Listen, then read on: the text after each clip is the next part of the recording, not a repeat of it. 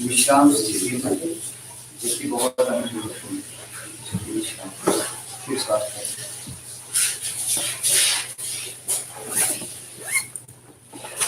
श्वास पूर्ण विश्राम।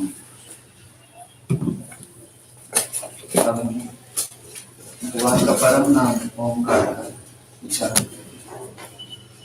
ओंकार का उच्चारण बिना संधि के करेंगे। संधि के साथ करते साकार पुकार ओम बिना संधि के उच्चारण करेंगे। सभी श्वास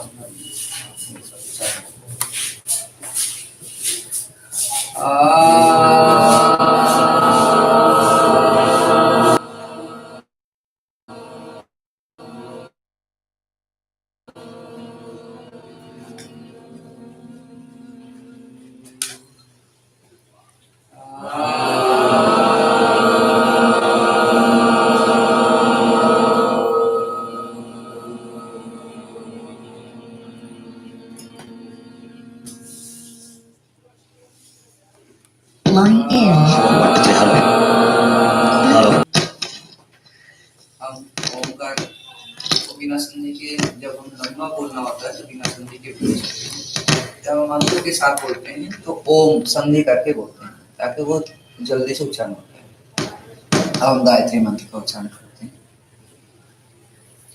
ओम भूर्भुवस्वः तत्सवितुर्वरेण्यं भर्गो देवस्य धीमहि धियो यो नः प्रचोदयात्। दाहिने हाथ में चल रही है अपने दाहिने हाथ राइट हैंड में। Bluetooth disconnected. Bluetooth connected. Right hand में दाहिने। और मंत्र के बाद उसको आचमन ऐसे पीना है। यहाँ से पीना है ऐसे पीना है। ऐसे नहीं पीके ऐसे आचमन के बाद अभी मंत्र के बाद। ओम शन्नो देवीरभिष्टय आपो भवन्तु पीतये शन्योरभिस्रवन्तु नः।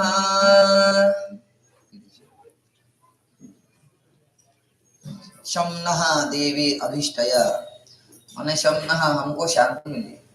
शम का मतलब उपशमन शांति। सबसे पहले हम कोई भी चीज करते हैं तो अपने मन की शांति के लिए करते हैं। कोई भी चीज हाथ धुलिए हाथ में देखिए। अब बाएं हाथ में लेफ्ट हैंड में इसके बाद लेंगे। एक बार मुझे भी दे दीजिएगा मैं बताऊंगा।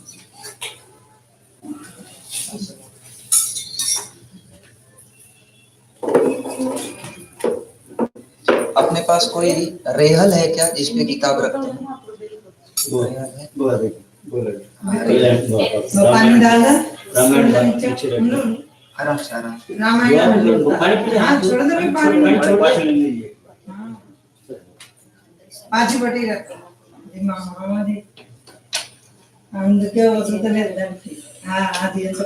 आप लोग के लिए भिजवाऊं? हरिद्वार में मैं बहुत सारे कई लोग को भिजवाया हूँ। हमारे पास गुरुकुल में तो भिजवाया था। बनवाते भी हैं इसको अलग से। बाएं हाथ में लेफ्ट। जैसे मैं करूं आपको वैसे करना है। आप प्रार्थना करते हैं इंद्रिय स्पर्श मंत्र। ओम वाक् पहले दाहिने का। ओम प्राणः प्राणः। ओम चक्षुश्चक्षुः। ओम श्रोत्रं श्रोत्रम्। ओम नाभिः। ओम हृदयम्। ओम कंठः। ओम शिरः। ओम बाहुभ्यां यशोबलम्। ओम करतलकर पृष्ठे। फिर से बाएं। अब आचमन नहीं करके मार्जन करना है इनको और स्पर्श भी नहीं करना है, मार्जन करना है। उसी से देख लीजिए आप सामने से।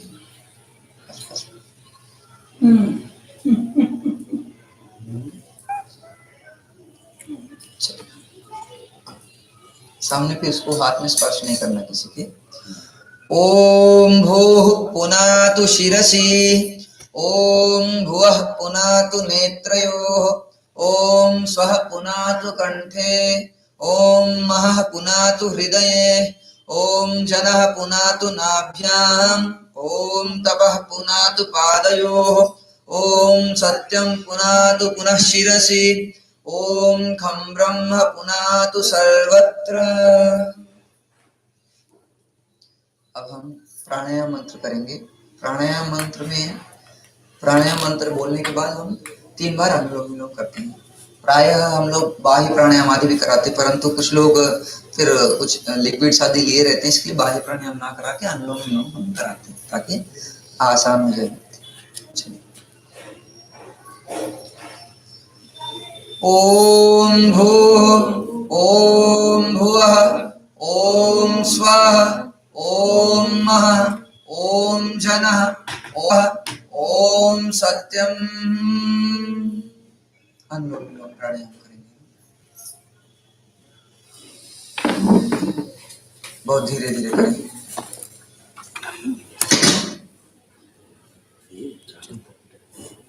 और श्वास को थोड़ा रोक लेते हैं तो उसकी नाड़ी शुद्धि करते हैं।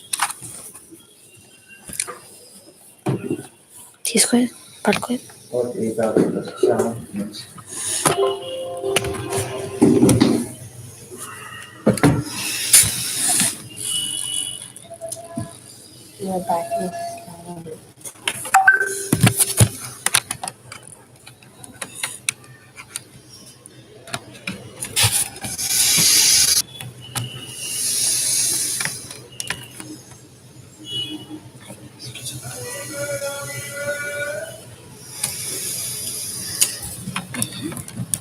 ఛార్జింగ్ లేదు ఇంకా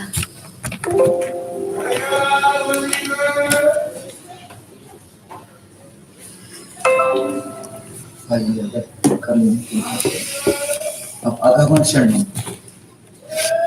ओम ऋतं च सत्यं चाभिधात पशोध्य जायत, ततो रात्रि जायत, ततः समुद्रो अर्णवः, समुद्रादर्णवादधि संवत् अजायत, अहोरात्राणि विदधद् विश्वस्य मिषतो वशी, सूर्याचन्द्रमसौ धाता यथा पूर्वमकल्पयत्, दिवं च पृथिवीं चान्तरिक्षमथो स्वः।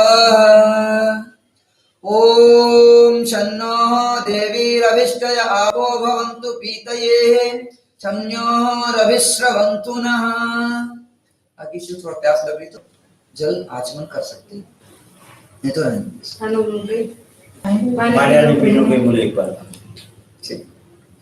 मनसा परिक्रमा मंत्र, क्योंकि हमारा मन 6 दिशाओं में जाता है। बस गड्डी में पड़ी एक तो बॉटल లోపల తీసుకురావాలి కూర్చున్నాడు కదా हम ये भी करते हैं, एक व्यक्ति को हम ऐसे रखें, कभी भी कोई चीज कमी हो तो वो उठ के, सब लोग ना उठे, वो ही लेके आए। और प्राय हम उनको उत्तर पर रखते हैं, उत्तर की ओर, माने उत्तर की ओर रहते, दक्षिण की ओर रहते हैं, ताकि निर्देश करने वाले दक्षिण की ओर रहते हैं। फिर ये बता देंगे ये लाना है, ये लाना है, इसके लिए वहां पे खाते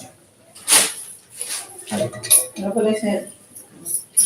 मनसा परिक्रमा मन, हम सभी का मन, हम हमारे मन में जो भी आता है वो 6 दिशाओं में से ही आता है, उत्तर दक्षिण पूर्व यही से आता है, और नीचे या ऊपर, ये 6 दिशाओं में हम मिल जाते हैं। तो हमारे मन में वहाँ पे क्या क्या है, उसके अधिपति, इनके अलग अधिपति होते हैं, देव इस तरफ के, इसके चारों तरफ के, ऊपर नीचे अलग अलग। उन अधिपतियों से, उन देवगण से हम प्रार्थना करते हैं। उन सारे लोगों को प्रणाम। देवगण का मतलब ये जो आपको पेड़ पौधे भी दिख रहे हैं, सभी को साथ साथ, अग्नि वायु सभी को ले लो, हम सभी पंचभूतियों से ही है, जो भी हमको जगत दिख रही है, इन सभी चीज को प्रणाम है। माने व्यक्ति को तो प्रणाम है, हमारे सामने जो बैठे, कोई भी बैठे, बच्चे भी बैठे हैं, बड़े भी बैठे हैं, सबको प्रणाम करते हैं इसमें। माने तेभ्यो नमः आदि से हम प्रार्थना करते हैं। सभी को उन्हीं देवों में लेते हैं। अग्निदेव कहाँ दिखेंगे? अग्नि में भी दिखेंगे, आपके रूप में भी दिखेंगे, वायु, पृथ्वी, तो ऐसे सब पंचभूत सभी का शरीर है, पूरी जगत पंचभूत। तो पंचभूतात्मा कहते हैं सभी को, उनको ही देखना है, सभी में देखना है। वो कोई बच्चा हो, कोई जानवर हो, कोई भी हो, वो देखते यथा योग्य व्यवहार करना है, व्यवहार यथा योग्य हो। यहाँ पे यही बोल रहे हैं। फिर हम ये प्रार्थना करते हैं, हे जो हमको रक्षा करें आप चारों तरफ से, और ऊपर और नीचे से। रक्षा करते हुए क्या करना है आपको? हम एक प्रार्थना करें, हमसे जो द्वेष करते हैं, जो अस्मान द्वेष्टि, यम वयम द्विष्मः, जिससे हम द्वेष करते हैं, जो हमसे द्वेष करते हो इन 6 दिशाओं से, या हम जिन से द्वेष करते हैं इन 6 दिशाओं में, वो कोई भी, हम दोनों का द्वेष आप दग्ध कर दो, नाश कर दो, विनष्ट कर दो। ये प्रार्थना करेंगे। 6 दिशाएं, इसके लिए 6 बार ये मंत्र आए। चलिए हाथ जोड़ेंगे हम। ओम प्राचीदिग्निरधिपतिरसितो रक्षितादित्य इषवः, तेभ्यो नमोऽधिपतिभ्यो नमो, रक्षितृभ्यो नमः, इषुभ्यो नमः, एभ्यो अस्तु। योऽस्मान् द्वेष्टि यं वयं विष्मस्तं भोजम्भे दद्मः। ओम दक्षिणादिगिन्द्रोऽधिपतिस्थिरश्चिराजी रक्षिता पितर ईशवः, तेभ्यो नमोऽधिपतिभ्यो नमो, रक्षितृभ्यो नमः, इषुभ्यो नमः, एभ्यो अस्तु। योऽस्मान् द्वेष्टि यं वयं विष्मस्तं भोजम्भे दद्मः। ओम प्रतीचेदिक्वरुणोऽधिपति प्रीदाकुरक्षितान्नमिषवः, तेभ्यो नमोऽधिपतिभ्यो नमो, रक्षितृभ्यो नमः, इषुभ्यो नमः, एभ्यो अस्तु। योऽस्मान् द्वेष्टि यं वयं विष्मस्तं भोजम्भे दद्मः। बीच में एक निर्देश देना चाहता हूँ। अगर किसी को बहुत, हम मंत्र करते हैं, यज्ञ करते समय किसी को बहुत जरूरी कार्य आ जाए, आप पूछ सकते हैं। प्रयास करना चाहिए ना उठे, लेकिन बहुत जरूरी कार्य आए आप पूछ सकते हैं। कभी किसी को फोन भी बहुत जरूरी आए तो आप ले सकते हैं, उसमें ऐसा निषेध नहीं है। और क्यों, अगर नहीं उठेंगे तो बार बार हम यज्ञ तो करेंगे, जबरदस्ती बैठेंगे तो मन बार बार हमको जो कार्य शेष वहां जाएगा, तो इसका लाभ नहीं होगा। इसके लिए आप पहले कार्य करके फिर बैठे, कोई दिक्कत नहीं।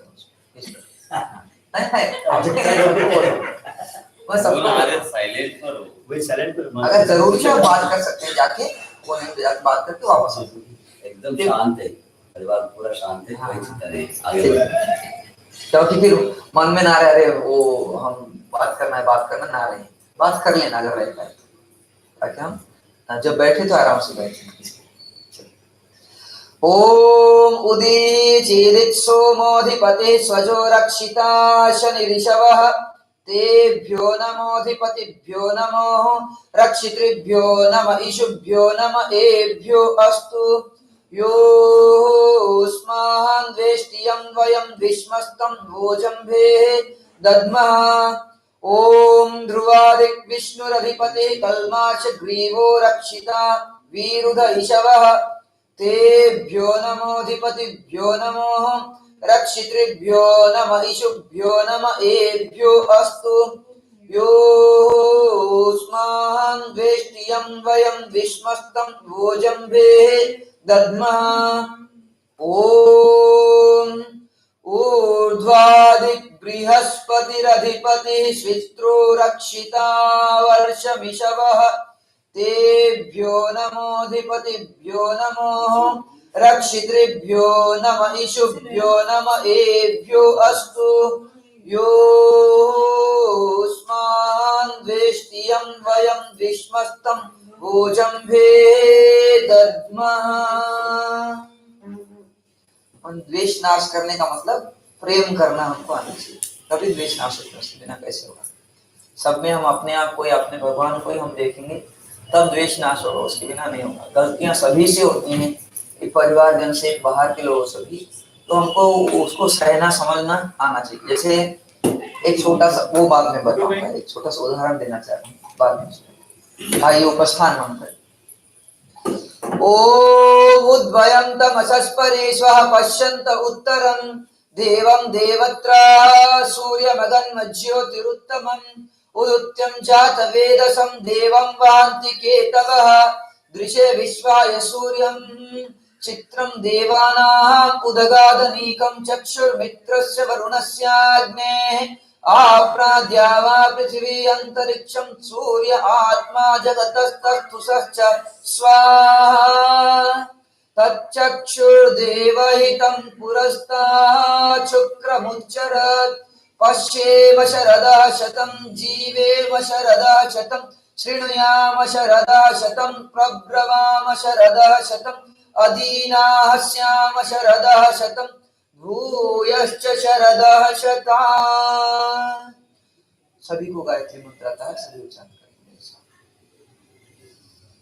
ओम भूर्भुवस्वः तत्सवितुर्वरेण्यं भर्गो देवस्य धीमहि धियो यो नः प्रचोदयात्। प्रार्थना समर्पण मंत्र। हे ईश्वर दयानिधे भवत्कृपयानेन जपोपासनादि कर्मणा धर्मार्थ काम मोक्षाणां सद्य सिद्धिर्भवेन्नः। नमस्कारम्। ओम नमः शंभवाय च मयो भवाय च नमः शंकराय च मयस्कराय च नमः शिवाय च शिवतराय च। ओम शांति शांति शांति। इति ब्रह्मयज्ञः अथ देवयज्ञः ईश्वर स्तुति प्रार्थनोपासना। ओम विश्वानि देव सवितर्दुरितानि परासुव यद्भद्रं तन्न आसुव हिरण्यगर्भः समवर्तताग्रे भूतस्य जातः पतिरेक आसीत् सदाधार पृथिवीं जामुते मां कस्मै देवाय हविषा विधेम य आत्मदा यस्य विश्व उपासते प्रशिशं यस्य देवाः यस्य छायामृतं यस्य मृत्युः कस्मै देवाय हविषा विधेम यः प्राणतो निविशतो महित्वैक इद्राजा जगतो बभूव य ईशे अस्य द्विपदश्चतुष्पदः कस्मै देवाय हविषा विधेम येन द्यौरुग्रा पृथिवी च दृढा येन स्वस्थभितं येन नाकः यो अन्तरिक्षे रजसो विमानः कस्मै देवाय हविषा विधेम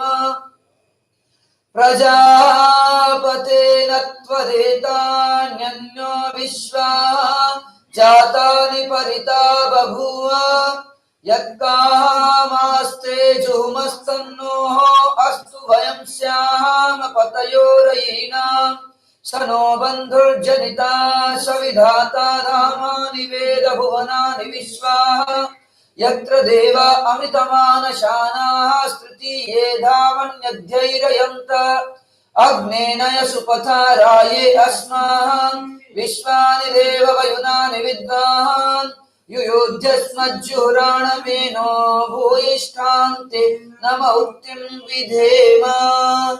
इति ईश्वर स्तुति प्रार्थनोपासना। हम लोग नवरात्र के भी उपवास करते हैं। उपवास का मतलब सिर्फ हम भोजन आदि त्याग देते हैं, इसको उपवास वो सहायक, जैसे हम जल ही जीवन है बोल देते हैं। जल जीवन नहीं है, जीवन का साधन है, जीवन उसके बिना नहीं होगा, इसके लिए जल ही जीवन है। साधन को भी हम वो जिसके कारण है वो लक्ष्य भी साधन के ऊपर आरोपित करते हैं, जल को ही जीवन बता देते हैं। ऐसे उपासना का मतलब उपवास जो का मतलब अन्न त्यागना वो साधन है, वो उपवास सिर्फ वो नहीं है, वो उसके कारण उपवास अच्छा होता है। उपवास का मतलब हम इष्ट देव की तरफ अपने बड़े अपने गुरुजन परमात्मा के प्रति हम बैठे, उनके नजदीक बैठे। उपवास का मतलब उपवास, उप मतलब नजदीक, वास मतलब उनके नजदीक वास करें। अपने गुरुजन कहीं दूर भी हैं तो हम उनसे मन से, अभी है नहीं तो भी हम उनके जो ग्रंथ हैं, अपने महापुरुष ग्रंथ शास्त्र हैं, उनको अध्ययन करते हुए, जो स्वाध्याय करते हुए उनके नजदीक जाते हैं, हम मन से जाते हैं। शरीर से किसी के नजदीक हो या ना हो कोई बात नहीं, मन से नजदीक जाए, हम चिंतन से विचारों से नजदीक जा सकते हैं। विचार पूर्ण समाप्त होते हैं, निर्विचार होते हैं, चित्त वृत्ति निरोध होता है, तो वो तो सबसे निकट वही बन जाते हैं। लेकिन जब विचार करते हैं तो उनके साथ विचार करें। तो इसके लिए हम थोड़ी देर बैठते हैं कभी भी इन विचारों के साथ। उपवास उसी को कहते हैं। जब भोजन हम कम करते हैं या निराहार रहते से फलाहार भी करते हैं तो सात्विक रहते हैं, तो हम विचार उनका कर सकते हैं, बहुत आसानी से हम बैठ सकते हैं। यहाँ मन अपने आप नहीं भागेगा, नियंत्रण में रहेगा। अगर बहुत ताकतवर है तो आप देखें ताकतवर व्यक्ति का शरीर भी जल्दी अपने कंट्रोल में रहता है, तुरंत हाथ उठते हैं, तुरंत पैर उठते हैं, चंचल रहता है एक प्रकार से। स्थिर का हमारे भीतर थोड़ी एनर्जी को डाउन करने के लिए, नियंत्रण करने के लिए। ज्यादा एनर्जी है तो हम कंट्रोल नहीं कर पाएंगे, नहीं होगा तो दिक्कत है। हाँ, अगर एनर्जी चाहिए कंट्रोल कर सके तो जितना एनर्जी हो उतना अच्छा है। इसके लिए थोड़ा हम सात्विक आहार पे जाएंगे ताकि हमको जितना चाहिए एनर्जी उतना हम लें, उसके हिसाब से हम प्रयोग करें तो विचार शुद्ध बनते हैं।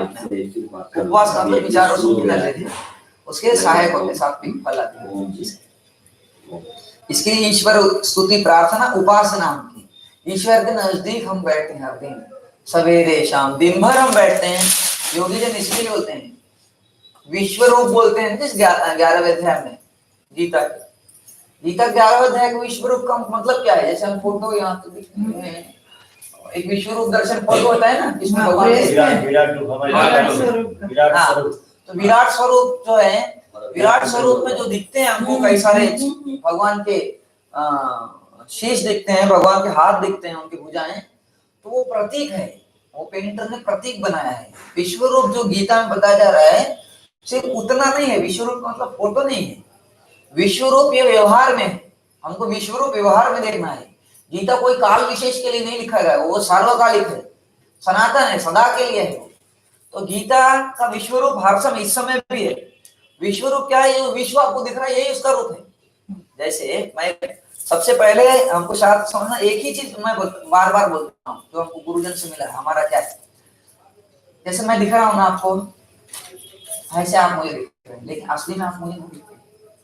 आपका क्या नाम है? प्रशांत। तो प्रशांत भैया मुझे दिख नहीं रहे, मैं बोलूंगा ये है ही नहीं है,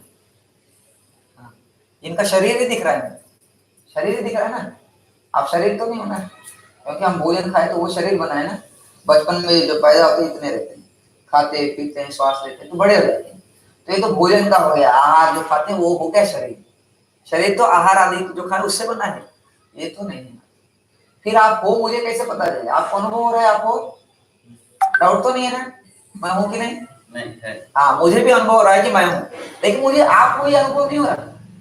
आप भी यहाँ हो, ये अनुभव नहीं हो रहा, तो मुझे कैसे पता चले आप यहाँ हो?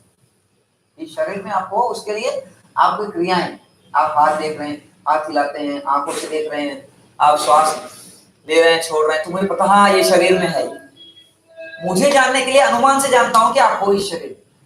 बिना अनुमान के मैं नहीं जान सकता। अनुभव से मैं अपने आप को ही जान पाऊंगा, अनुभव से मैं आपको नहीं जान पाऊंगा। आपको अनुमान से जान पाऊंगा, कुछ लक्षण देख रहा हूँ, कुछ क्रियाएं देख रहा हूँ, तब मैं जान पाऊंगा हाँ ये शरीर में है, नहीं तो नहीं पता चलेगा। मेरे को मैं देखने के लिए अरे मैं हूँ कि नहीं, श्वास लेने के देख चेक करने की जरूरत नहीं, मैं हूँ कि नहीं। अरे मैं हाथ हिला के देखो तो मैं हूँ कि नहीं, इसमें डाउट ना, कभी कंफ्यूजन नहीं रहता है। 100% मैं हूँ, बिना कुछ करे भी, श्वास रोके हुए भी मैं हूँ, श्वास छूट भी रहे तो मैं हूँ। मेरा अनुभव में कुछ सदा रहती है।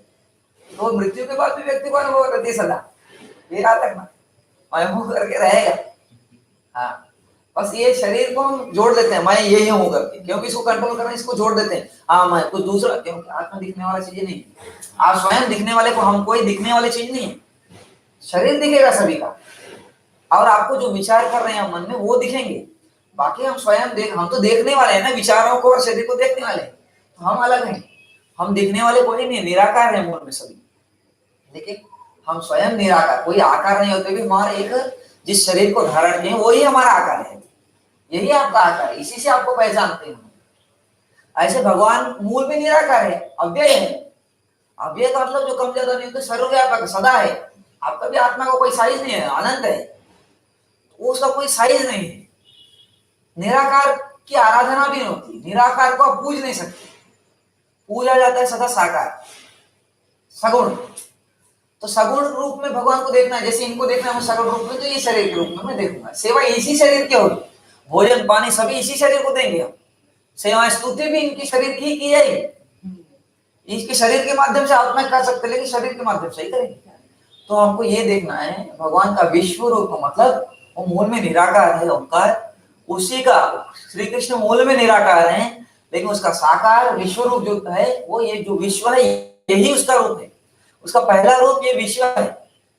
इसको हमको स्वीकार करना है। अपने बच्चों में भी उसी को देखना है, दीवालों में, पेड़ पौधों में, जानवरों में, चांडालों, कोई भी हो, सभी में उसका दर्शन करना, लेकिन यथायोग्य व्यवहार करना है। आप बोलोगे सीटी में भी है, सब में है, बच्चा गलती कर रहा है तो उसमें भगवान है तो नहीं डांटेंगे तो फिर कैसे चलेगा, वो मानेगा कैसे?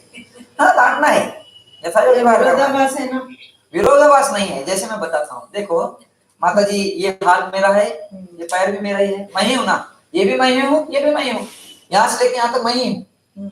लेकिन जब खाने की बारी आती है तो मैं इसका ही प्रयोग करता हूँ। ये भी मैं हूँ, लेकिन इसका नहीं करता, इससे नहीं खाता, पैर से, हाथ से ही खाता, उसके योग्य ये है। यथा योग्य व्यवहार करना है।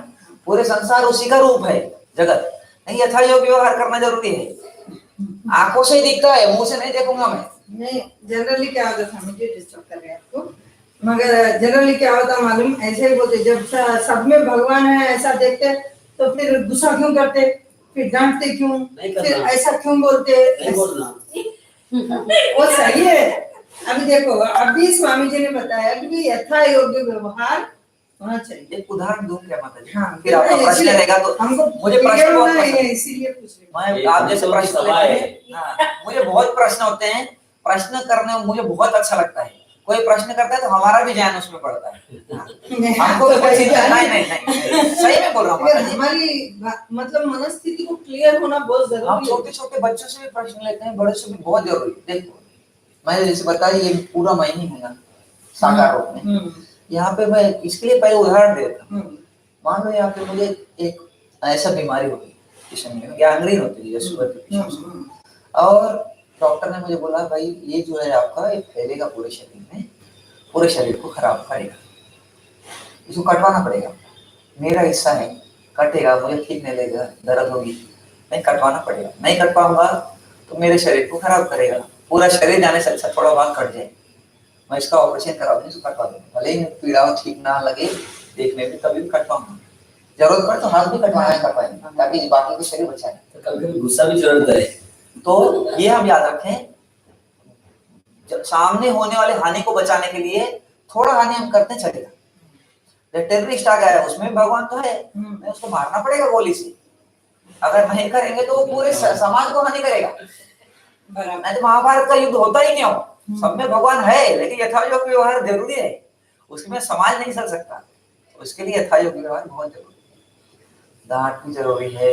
लेकिन हमारे मन में हमको ये सत्य को स्वीकार करते हुए रहे, इसमें भी वो है, ये हमको स्वीकार करना है। कहीं अनावश्यक ना डांट दे, अनावश्यक किसी को पीड़ा ना दे, इसके लिए यथायोग्य व्यवहार मैं जोड़ रहा हूँ। उसकी सत्ता को हर जगह स्वीकार करते हुए हम जो करेंगे वो सदा ठीक हो। जो सत्य है, सत्ता का मतलब जो सत्य है उसी को सत्ता बोलते हैं। जो है उसको स्वीकार नहीं करने से दिक्कतें होती हैं।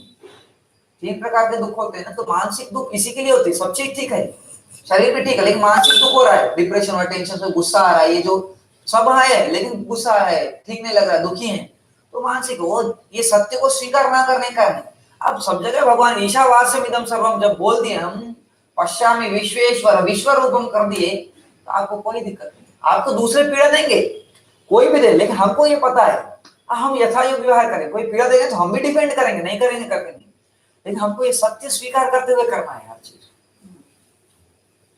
तो आज पूज्य स्वामी जी ने गीता का विश्व रूप दर्शन का एक सरलीकरण रूप में समझाया है। इसी के लिए हमको महर्षि जी ने, वेदव्यास जी ने इसी के लिए बताया है। सिर्फ हमको फोटो में नहीं, व्यवहार में विश्व रूप को करना है। अपने संबंधियों में, अपने हम जिसके सामने जाए वही विश्व रूप है। हमारे सामने कोई भी खड़ा है, हमारे बच्चे भी हो, बड़े हो, छोटे हो बड़े हो, सारे उसी के रूप। लेकिन यथायोग्य व्यवहार साथ में करना है। नहीं तो आप कंकड़ में भी वही है, चावल में भी हो, तो कंकड़ में खाने लगे कोई दिक्कत नहीं। चावल ही खाने के योग्य वो है, योग्य जो है उसको करना। ये सत्य को एक संकल्प लें। हमारे स्वामी जी ने एक बार, छोटा सा बता दूं आपको, हम तिरुपति आ रहे थे 4 साल पहले, कुछ 10 मित्र पतंजलि योगपीठ से, पतंजलि योगपीठ से हम 10 लोग कुछ परीक्षा विशेष के लिए तिरुपति आ रहे। तो स्वामी जी बोले ठीक है, मैं आपको छोड़ने आता हूँ। हमारे बड़े स्वामी जी हमको बस में छोड़ने आए। स्वामी जी बस में आए तो ड्राइवर परेशान हो रहे, स्वामी जी बस में कैसे आ गए? लेकिन स्वामी जी हमारे प्रेम के वश हमको 4 साल पहले बस में छोड़ने आए। तो हमारे पूज्य स्वामी ईश देव टीवी में आते हैं, वे भी पतंजलि गुरुकुल संभालते हैं। उन्होंने स्वामी जी को प्रश्न किया, हम सब बैठे थे, स्वामी जी आप हमारे लिए इतना क्यों कर रहे हैं? आपको तो इतने करोड़ों लोग देख रहे हैं, इतनी चीजें होते हैं, इतने तारे, आप हम तो हमारा कोई संबंध भी नहीं है सगा, हम आपके गुरुकुल में पढ़ते हैं, बस इतना ही है, आप हमारे लिए इतना क्यों कर रहे हो? आपको क्या है इसमें? आपके तो स्वयं आपके रिश्तेदार भी तो होते हैं जिससे रक्त का संबंध है। तो मैं सन्यासी हूं, मैंने एक चीज का अभ्यास 9 साल की उम्र से एक ही चीज का अभ्यास किया हूँ। क्या किया हूँ? जो हमारे शास्त्र बताएं उसको सत्य स्वीकार करके पहले अभ्यास किया हूँ। श्रद्धा उसी को बोलते हैं कि समझ में नहीं आया लेकिन स्वीकार करना। स्वीकार करके चलने से आपको सत्य मिल जाती है। स्वीकार करना पड़ता है शुरू में। जैसे किसी को मुझे मान लो मेडिसिन पता ही नहीं है, तो कोई गाइड कर रहा है तो स्वीकार करना पड़ेगा। वो स्वीकार करके जाऊंगा तो मुझे मिल जाएगा। प्रामाणिक व्यक्ति जब बता, शास्त्र प्रामाणिक, इसके लिए इतने वर्ष, तो आगे आजकल के सब्जेक्ट बच्चों के वर्षों चेंज होते हैं, हमारे शास्त्र चेंज नहीं होते, वो सनातन है, वो सदा गाइडेंस के लिए। तो गाइड कर रहा है तो उसको स्वीकार करनी, नहीं समझ में तो स्वीकार करनी, अच्छा होते रहे, आ जाए, मिल जाएगा चीजें। इसी प्रकार चलता। स्वामी जी बोले थे 9 साल की उम्र से मैंने इसका अभ्यास किया, सभी में भगवान को ही देखने का अभ्यास किया। मैं आप लोग को पराया नहीं मानता, स्वामी बोले आप दूसरों को भी नहीं मानता, लेकिन आप लोग के लिए मैं बस में दूसरों के लिए नहीं आता, आपके लिए, क्योंकि आप यथायोग्य विवाह, आप लोग मेरे लिए जी रहे हैं, तो मैं मेरे संकल्प को पूरा करने के लिए, इसके लिए मैं आपके साथ आया। देखता तो आप में भी वही हो जो दूसरे में देख रहा हूँ। दूसरे पराये भी कोई दिख रहे हैं तो वो मेरे लिए भगवान के स्वरूप है, मैं आपको छोड़ने आया हूँ, मतलब ये है आप उसी के स्वरूप हो, मैं भगवान के लिए ही कर रहा हूँ और आप मेरे लिए कर रहे हैं, इसके लिए मैं, आप मेरे बहुत नजदीक है, इसके लिए मेरी ड्यूटी है, इसलिए मैं आया हूँ। उन्होंने 9 साल की उम्र से इसी का किया। मेरे लिए संन्यास जब दीक्षा हुई थी, संन्यास दीक्षा में स्वामी जी लिख के दिए थे मुझे, तो इसका अभ्यास करना बेटा करके अलग से लिख के भी दिए थे। अभी भी वो डायरी मेरे पास भी है, उसको रखता हूँ कि विश्व रूप अव्यक्त की उपासना नहीं होती, उपासना व्यक्ति की होती है, पूजा व्यक्त की होती है, व्यक्त स्वरूप की ही होती है, पूरा दृश्यमान जगत की होती है। अव्यक्त में तो स्थिति होती है हमारी, वो फल है। अव्यक्त में स्थिति, निर्विचार होना स्थिति है। पहले सविचार सात्विक विचारों का आलम्बन लेना जरूरी है, उसके बाद निर्विचार हो जाता बाद में। तो ये हम लोग को कहें तो यही हम इस विषय में बात कर रहे हैं। उपासना शब्द है, इसके लिए मैं आगे बढ़। बहुत अच्छा है। आचमन करते हैं, दाहिने हाथ में जल लेते हैं, बाएं मंत्र के पश्चात आप लोग को आचमन करना है। किसी को सर्दी आदि होती है तो वो गर्म पानी भी रख सकते हैं इसमें, और सर्दी है गर्म पानी आप नहीं कर पाए तो आप बिना आचमन करे भी संकल्प ले सकते हैं। ओम अमृतोपस्तरणमसि स्वाहा, मैंने यही बोले, अमृत उपस्तरणमसि स्वाहा। जो हम जिस पे बैठे हैं ये आधार, ये पूरा, ये घर से लेके धरती से लेके जितने भी आधार हमारे बन रहे हैं, ये आसन से लेके सब चीज, ये पूरे आधार अमृतमय, अमृतमय भगवान को ही अमृत बोलते हैं। तो ये आप ही हो। फिर आगे बोल रहे हैं, ओ फिर से ले लीजिए, ओम अमृतापिधानमसि स्वाहा। हम जिससे ढके हुए हैं, किससे ढके हुए हैं? ये छत से लेके पूरे आकाश, जो जिससे भी हमारे ऊपर जो है, पिधानमसि का मतलब जिससे हम पिधान है, ढके हुए हैं, ये भी अमृतमय है। अमृतापिधानमसि स्वाहा। तो ऐसे जो ऊपर और नीचे, इसमें पूरा आ गए, सभी को ले ली, चारों दिशाएं इसमें आ गए। अब हम आगे बढ़ रहे हैं, फिर से आचमन करना, फिर से दाहिने हाथ में ले लीजिए। ओम सत्यम यशः श्रीर्मय श्री श्रयताम स्वाहा। सत्य यश, सत्य श्री को हम चाहते हैं, जैसे नवरात्र में सभी उपासना करते हैं देवियों का, तो यहाँ पे सत्य श्री, सत्य लक्ष्मी, सत्य यश की कामना है। एक सही में देखने में लक्ष्मी दिखती है लेकिन होती नहीं है, उसको माया कहते हैं, उसकी उपासना नहीं करते हैं। जहां जहां विष्णु है वहां वहां ही लक्ष्मी होगी, जहां विष्णु नहीं है वहां लक्ष्मी नहीं होगी। बिना पति के कैसे पत्नी आएगी? हम सिर्फ लक्ष्मी की ही पूजा करेंगे, विष्णु की पूजा ही नहीं करेंगे तो कैसे आएगी? पति को छोड़ के कैसे आ जाएगी? पति को बुलाएंगे तो पत्नी जरूर आएगी। इसके लिए विष्णु की आराधना हम साथ करें, विष्णु पूजन करें। विष्णु पूजन कैसे कर सकते हैं? वो दिन भर कोई हम अपना व्यापार देख रहे हैं, अपने व्यापार में हम विष्णु का पूजा कर रहे हैं। विष्णु का कार्य है इस संसार को चलाना। इस संसार को चलाने के आप जो भी कर रहे हैं, एक व्यक्ति झाड़ू मारने वाला झाड़ू भी मार रहा है, वो विष्णु की पूजन कर रहा है, वही कर्म है। इसके लिए बोलते हैं विष्णु को कर्माणि पश्यत। गीत में कहा स्वकर्मणातम अभ्यर्च, अपने कर्मों से हम उसकी आराधना करें। हम धूप अगरबत्ती आरती करते हैं, अच्छी बात, लेकिन दिन भर उसकी पूजा करनी है, क्योंकि विश्व रूप देख रहे हैं तो विश्व रूप के लिए जो सेवा कर सकते हैं, जो यथा योग्य हमको करना है, ये उसकी पूजा है। ये करेंगे तो हमारे पास जो धन ऐश्वर्य आएगा वो लक्ष्मी कहेगी। अगर हम अधर्म पूर्वक करें, ये तो धर्म पूर्वक हो गया, पूरे सृष्टि कल्याण के लिए हम जो कर रहे हैं उससे जो धन जितना भी आया वो सुखदायी होगी। लक्ष्मी का मतलब सुखदायी है, आनंद के मार्ग को बढ़ाने वाली है, जो हमको सदा सुख, परिवार के संबंधों को मजबूत बनाने वाली है, उसको लक्ष्मी कहते हैं। तोड़ने वाली तो माया हो। जो अधर्म पूर्वक आचरण से जो भी आएगा वो कलह करवाएगा और वो ही माया होगी, देखने में लक्ष्मी के रूप में आएगी, लेकिन वो जैसे रावण के पास गई, सीता जी जब राम जी के पास थी तो वो लक्ष्मी स्वरूपा थी, लेकिन बिना राम के वो लेके चल गया सीता जी को। अगर राम जी के साथ लेके जाता तो कोई बात नहीं, कल्याण होता उसका। राम जी के बिना लेके चल गया तो क्या, क्योंकि उसने सीता जी को चाहा, सीता जी को लेके गया तो क्या होगा, विनाशकारी होगी। वो हमको मैसेज मिलते हैं रामायण से, हमको यही बिना राम के अगर सीता जी को लेंगे हम तो विनाशकारी होगी, रावण का पूरा अंत होगा। अगर वो राम जी के साथ ले गया था तो आदत पूर्वक आओ हमारे लंका में आप पधार करके, तो कल्याण ही कल्याण हो जाता उसका, नहीं वैसे नहीं किया ना। इस प्रकार से इसके लिए हम सदा विष्णु राम का भजन करें, विष्णु का भजन करें, उसके साथ साथ हमारे पास आए जो धन ऐश्वर्य, वो सदा कल्याणकारी होगी, सुखदायक, हमारे संबंध ठीक हो। इसके लिए हम सत्य माया के रूप में, वहां सीता नहीं गई, माया गई। सीता से सुखदायी होती सदा, माया गई, सीता के रूप में माया जाने से विनाशकारी होगी। तो इसके लिए हम सत्य यश के लिए ही प्रार्थना की है, सत्यम यश सत्य श्री मय श्री श्रयताम, ऐसे धन से हम युक्त हो ऐश्वर्य से। हमारे सारे शास्त्र धन ऐश्वर्य के बारे में बात करते हैं, दरिद्रता के बारे में कभी भी बात नहीं करते। हमारे शास्त्र ऐश्वर्य युक्त होने के लिए बोलते हैं, दरिद्र होने के लिए कभी भी नहीं बोलते।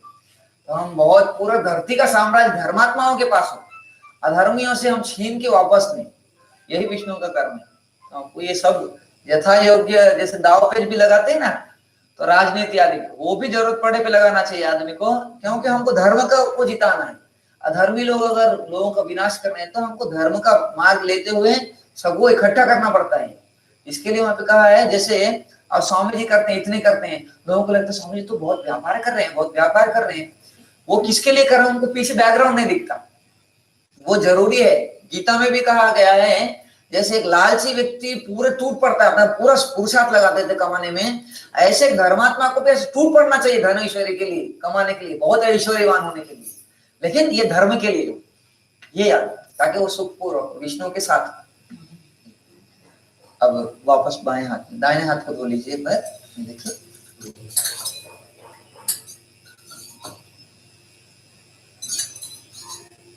अभी कितने महापुरुष हैं हमारे संपर्क में, तो कुछ ही महापुरुष आ पाते हैं। इस वर्तमान हमारे इसमें कितने महापुरुष हमारे, कुछ जिसका प्रचार हो जाता है वही महापुरुष आ पाते हैं, जिनका प्रचार नहीं हुआ वो आते नहीं। कितने महापुरुष अभी केदारनाथ में, यहाँ वहां बहुत सारे महापुरुष है, पूरे सिद्ध हैं। हमारे संपर्क में जो आ पाते हैं हम उनको ही जान पाते हैं, ऐसे जान ही नहीं पाते। इसके लिए अभी आइए अंग स्पर्श बाएं हाथ में चल ले, बाया मुझे बिछवा दीजिए बस। आइए, हमारे मुख में मधुर वाणी हो, नासिका में बहुत शक्तिशाली प्राण हो, आंखों में पवित्रता ही देखें, इसके लिए हम प्रार्थना करें। ओम वांग आशीस्तु, ओम नसोर में प्राणोस्तु, ओम अक्ष्णोर में चक्षुरस्तु, ओम कर्णयोर में श्रोत्रमस्तु, ओम बाहोर में बलमस्तु, ओम ऊर्वोर्म ओजोस्तु, ओम अरिष्टानि मेंगानि तनुस्तन्त्वा में सहसन्तु। हमारा शरीर हमारे अंग मन सब पवित्र हो, क्योंकि सभी के पास आंखें तो होती हैं, दृष्टि भी होती है, लेकिन शुद्ध सत्य दृष्टि हो, इसके लिए प्रार्थना है। आइए अब माचिस को दीजिए तो माचिस लाइफ में लगा दो। अब आए इस प्रकार से, जब ऊपर रहेगा ना तब आए, जब नीचे रहेगा तो ऊपर भी लगा दोगे, ऐसे रहेगा तो कैसे आएगा। अब आकाश में जाके बाल्टी भी टांग दो, उल्टा तो भरेगा नहीं।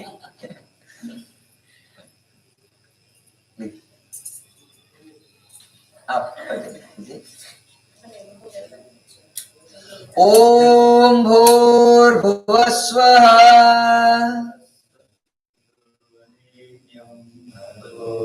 बस कर्पूर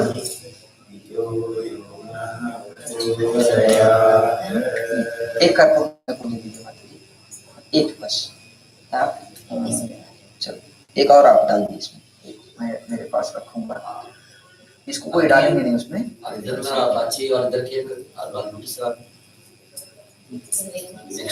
नेक्स्ट ये अपना दीपावली कावड़े डाले उनको दो। ये इसको सुनो आके उसमें उससे इससे सुनो ना। हाँ कोई बात नहीं, कोई बात नहीं। चलिए अब हाँ उसमें रखो फिर उससे ओम भूर्भुवः स्वः द्यौरिव भूम्ना पृथिवीव वरिम्नाः तस्यास्ते पृथिवी देव यजने पृष्ठिग्निमन्नाद मन्नाद्यायादधे।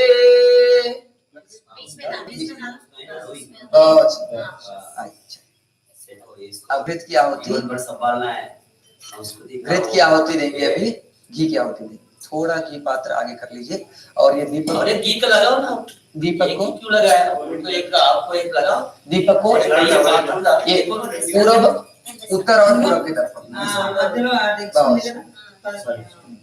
थोड़ा इस तरफ घुमाने,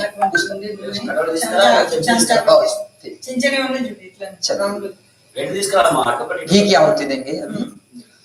ओम उद्बुद्ध्य स्वाग्ने प्रतिजागृहीत्वमिष्टापूर्ते संश्रियेथामयञ्च अस्मिन् सदस्थे अद्युत्तरस्मिन् विश्वे देवा यजमानश्च सीदत। जब घी आपको लगे, अब 3 संविधाएं ले लेंगे हम, थोड़ा मोटा दीजिए, ये एक दीजिए, आप लोग घी में इनको डुबोकर, कोई नहीं चल एक ही लगा दो, मतलब में बैठे रहो। इन सारों को घी में डुबाना है आपको, एक एक को देना, मैं जब बोलूं एक ले लेना संविधा, स्वाहा पे आपको एक लेना, ठीक है ना। आप लोग घी में डुबा लेना सभी। चलिए एक मंत्र के बाद स्वाहा जब बोलूं तो आपको एक एक देना है, आराम से उसी में रख सकते हैं आप, कोई बात नहीं, या हाथ में पकड़ सकते हैं, एक एक निकाल के दे सकते हैं। चलिए ओम अयंत इद्म आत्मा जात वेदस्ते नेध्यस्व वर्धस्व चेद्धवर्धय चास्माहं प्रजया पशुभिर्ब्रह्म वर्चसे नान्नाद्येन समेधय स्वाहा। आपका आप लगाओ, उनका वो लगाते हैं, रखिए सभी लोग बस। ठीक है, कभी अग्नि को ऊपर आने के लिए थोड़ा सा जगह चाहिए ना आप का उधर लगा दो, उधर लगा ऐसे ऑर्डर में रख देंगे ना अग्नि को प्रज्वलन होने के लिए।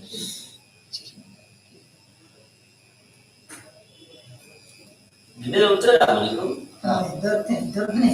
जरा शांति। चलिए फिर से दूसरी संविधा ले लीजिए। ओम समिधाग्निं दुवस्यत घृतैर्बोधयता तिथिम् आस्मिन् हव्या जुहोतन सुसमिद्धा यशोचिषे घृतम तीव्रम जुहोतन। अभी जब स्वाहा बोलना तभी देना है, जब ओम बोलूं तो आप लोग को ले लेना होता है। अग्नये जात वेदसे स्वाहा, सादा पे आप लोग को ले लेना है। माता जी हाँ ठीक है। इदमग्नये जातवेदसे इदं न मम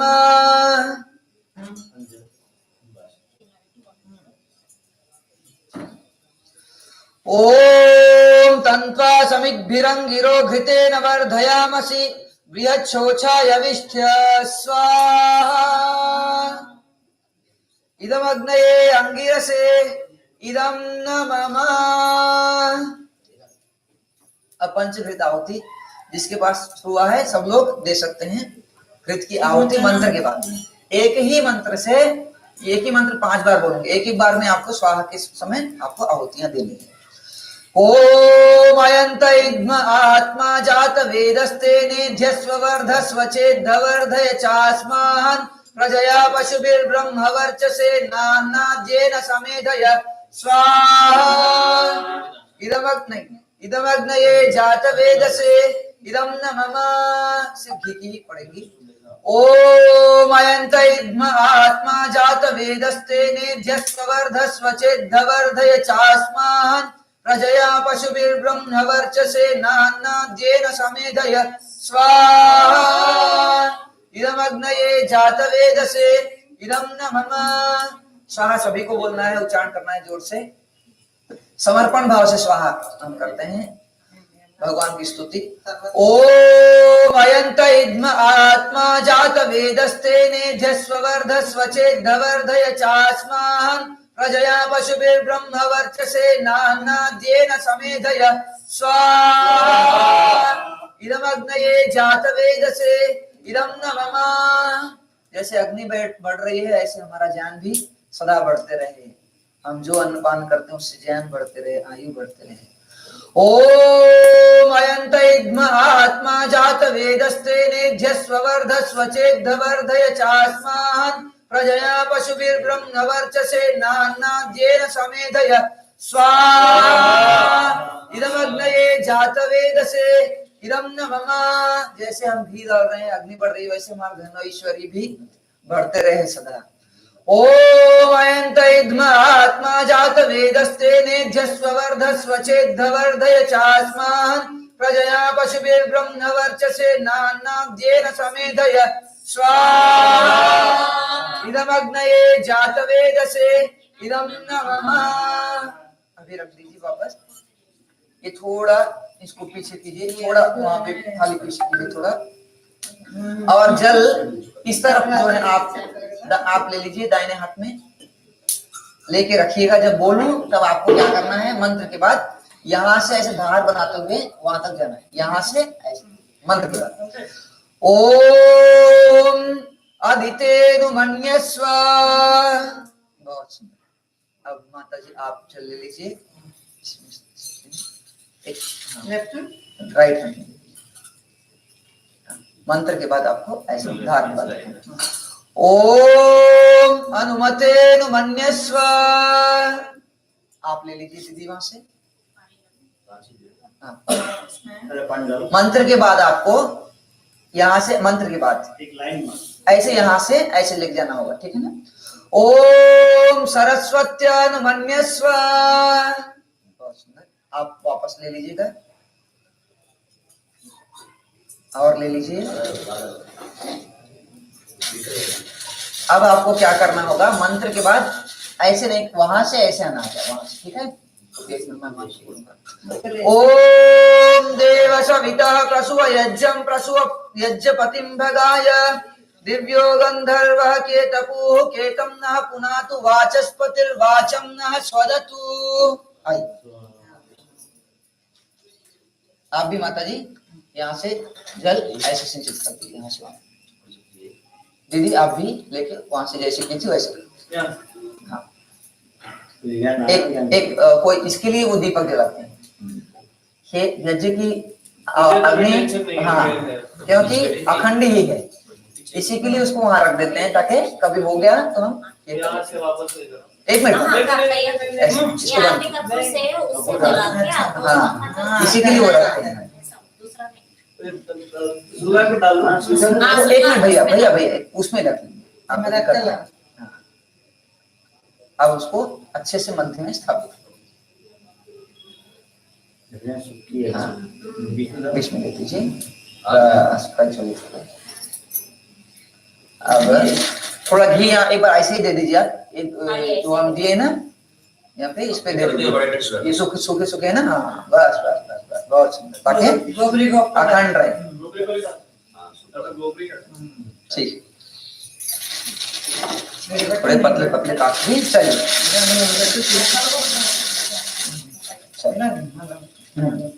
अब मैं जैसे बताऊं, घी की आहुति सिर्फ इस तरफ से देंगे। अभी 4 आहुतियां इसी तरफ से जाएंगे और कोई अभी नहीं देंगे।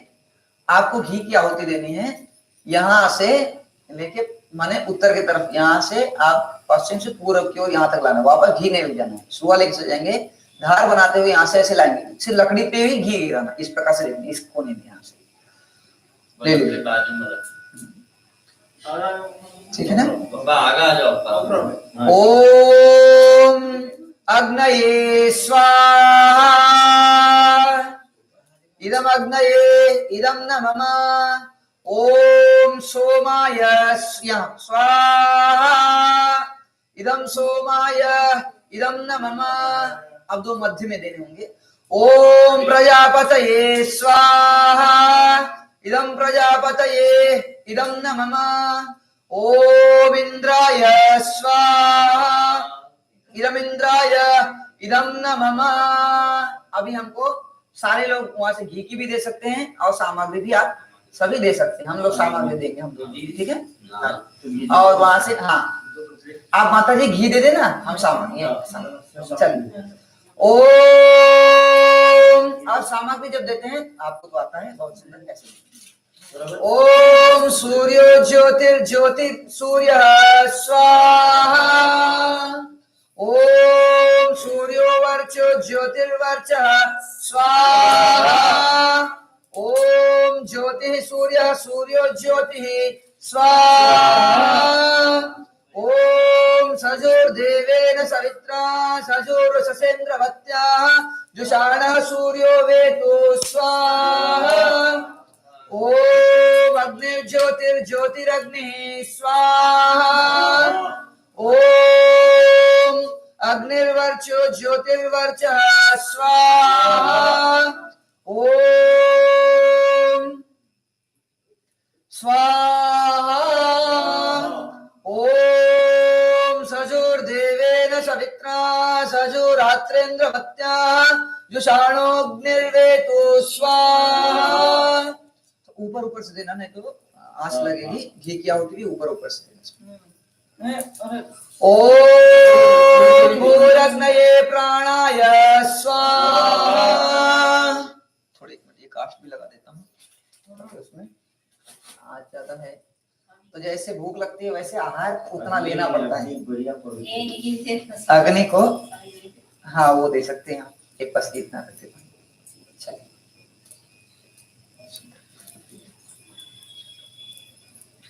ओम भूर्वायवे पानाय स्वाहा। इदं वायवे पानाय इदं न मम। ओम स्वरादित्याय व्यानाय स्वाहा। इदमादित्याय व्यानाय इदं न मम। ओम भूर्भुवस्वरग्निवायवादितेभ्यः प्राणापान व्यानेभ्यः स्वाहा। इदमग्निवायवादितेभ्यः प्राणापान व्यानेभ्यः इदं न मम। वो फूल को नीचे उतार सकते हैं आप लोग। ओम आपो ज्योतिरसमृतं ब्रह्म भूर्भुवस्वरों स्वाहा। ओम यां मेधां देवगणाः पितरश्चोपासते तयामाह मध्य मेधया अग्ने मेधाविनं कुरु स्वाहा। जैसे हमको कभी समझ में नहीं आता हम क्या प्रार्थना करें, तो जब समझ में नहीं आता तो हम क्या बोल देते हैं, इसके लिए यहाँ पे बोले हमको ऐसी मेधा से युक्त करना जैसी मेधा की कामना हमारे गुरुजन हमारे ऋषि मुनि करते हैं। हमको जब समझ में आता तो हम उनका अनुकरण करें। ओम विश्वानि देव सवितर्दुरितानि परासुव यद्भद्रं तन्न आसुव स्वाहा। ओम अग्नेनय सुपथाराये अस्मान् विश्वानि देव वयुनानि विद्वान् युयोध्यस्मज्जुहुराणमेनो भूयिष्ठान्ते नव उक्तिं विधेम स्वाहा। गायत्री मंत्र से 11 बार हम आहुतियां देंगे। ओम भूर्भुवस्वः तत्सवितुर्वरेण्यं भर्गो देवस्य धीमहि धियो यो न प्रचोदयात् स्वाहा। ओम भूर्भुवस्वः तत्सवितुर्वरेण्यं भर्गो देवस्य धीमहि धियो यो न प्रचोदयात् स्वाहा। ओम भूर्भुवस्वः तत्सवितुर्वरेण्यं भर्गो देवस्य धीमहि धियो यो न प्रचोदयात् स्वाहा। ओम भूर्भुवस्वः तत्सवितुर्वरेण्यं भर्गो देवस्य धीमहि धियो यो न प्रचोदयात् स्वाहा। ओम भूर्भुवस्वः तत्सवितुर्वरेण्यं भर्गो देवस्य धीमहि धियो यो न प्रचोदयात् स्वाहा। ओम भूर्भुवस्वः तत्सवितुर्वरेण्यं भर्गो देवस्य धीमहि धियो यो न प्रचोदयात् स्वाहा। ओम भूर्भुवस्वः तत्सवितुर्वरेण्यं भर्गो देवस्य धीमहि धियो यो न प्रचोदयात् स्वाहा। ओम भूर्भुवस्वः तत्सवितुर्वरेण्यं भर्गो देवस्य धीमहि धियो यो न प्रचोदयात् स्वाहा। ओम भूर्भुवस्वः तत्सवितुर्वरेण्यं भर्गो देवस्य धीमहि धियो यो न प्रचोदयात् स्वाहा। ओम भूर्भुवस्वः तत्सवितुर्वरेण्यं भर्गो देवस्य धीमहि धियो यो न प्रचोदयात् स्वाहा। ओम भूर्भुवस्वः तत्सवितुर्वरेण्यं भर्गो देवस्य धीमहि धियो यो न प्रचोदयात् स्वाहा।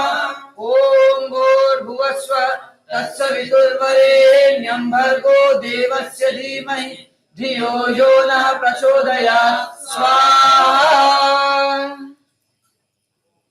अब महामृत्युंजय मंत्र से 3 बार आहुति देते हैं। ओम त्र्यंबकं यजामहे सुगंधिं पुष्टिवर्धनम् उर्वारुकमिव बन्धनान् मृत्योर्मुक्षीयमामृतात् स्वाहा। ओम त्र्यंबकं यजामहे सुगंधिं पुष्टिवर्धनम् उर्वारुकमिव बन्धनान् मृत्योर्मुक्षीयमामृतात् स्वाहा। ओम त्र्यंबकं यजामहे सुगंधिं पुष्टिवर्धनम् उर्वारुकमिव बन्धनान् मृत्योर्मुक्षीयमामृतात् स्वाहा। इसका अर्थ कर लेते हैं। ओम त्र्यंबकं यजामहे सुगंधिं पुष्टिवर्धनम् उर्वारुकमिव बन्धनात् मृत्योर्मुक्षीयमामृतात्। हम ये प्रार्थना कर रहे हैं भगवान से। यहाँ पे त्रयंबक बोलते हैं 3 आंखों, 3 आंख वाले शिव जी नहीं होते सर, जो भी आत्मज्ञानी व्यक्ति है, क्योंकि भगवान तो अनंत आंखें वाला है, विश्वरूप उसी का है। विश्वरूप का मतलब सारी आंखें आपकी आंखें, उसके 3 ही आंखें नहीं, अनंत आंखें। सहस्र शीर्षा पुरुषा सहस्राक्ष सहस्रपाद। सहस्त्र शब्द वेद में अनंत के लिए आता है, तो सहस्राक्ष वाला है, उसके लिए सिर्फ 3 आंखों के लिए नहीं कहा गया। वहां पे 3 आंखों वाले एक शरीर में देखा जाता है। विश्व रूप के देखे तो उसका सहस्र शीर्षा सहस्राक्ष, अनंत आंखें हैं उसकी। लेकिन हम यहाँ पे किसकी आराधना कर रहे हैं? यहाँ पे हम महामृत्युंजय मंत्र में त्रयंबक की कर रहे हैं। 3 आंख वाला, सहस्त्र नहीं, सहस्त्र तो होता है, लेकिन त्रयंबक के पास जाकर उसका यजन करना है। त्रयंबक का यज्ञ कैसे करते हैं? त्रयंबक बोलते हैं गुरुजन, जिसकी तीसरे नेत्र खुल चुका, मैंने आत्मदर्शी जो गुरु हैं उनको त्रयंबक बोलते हैं।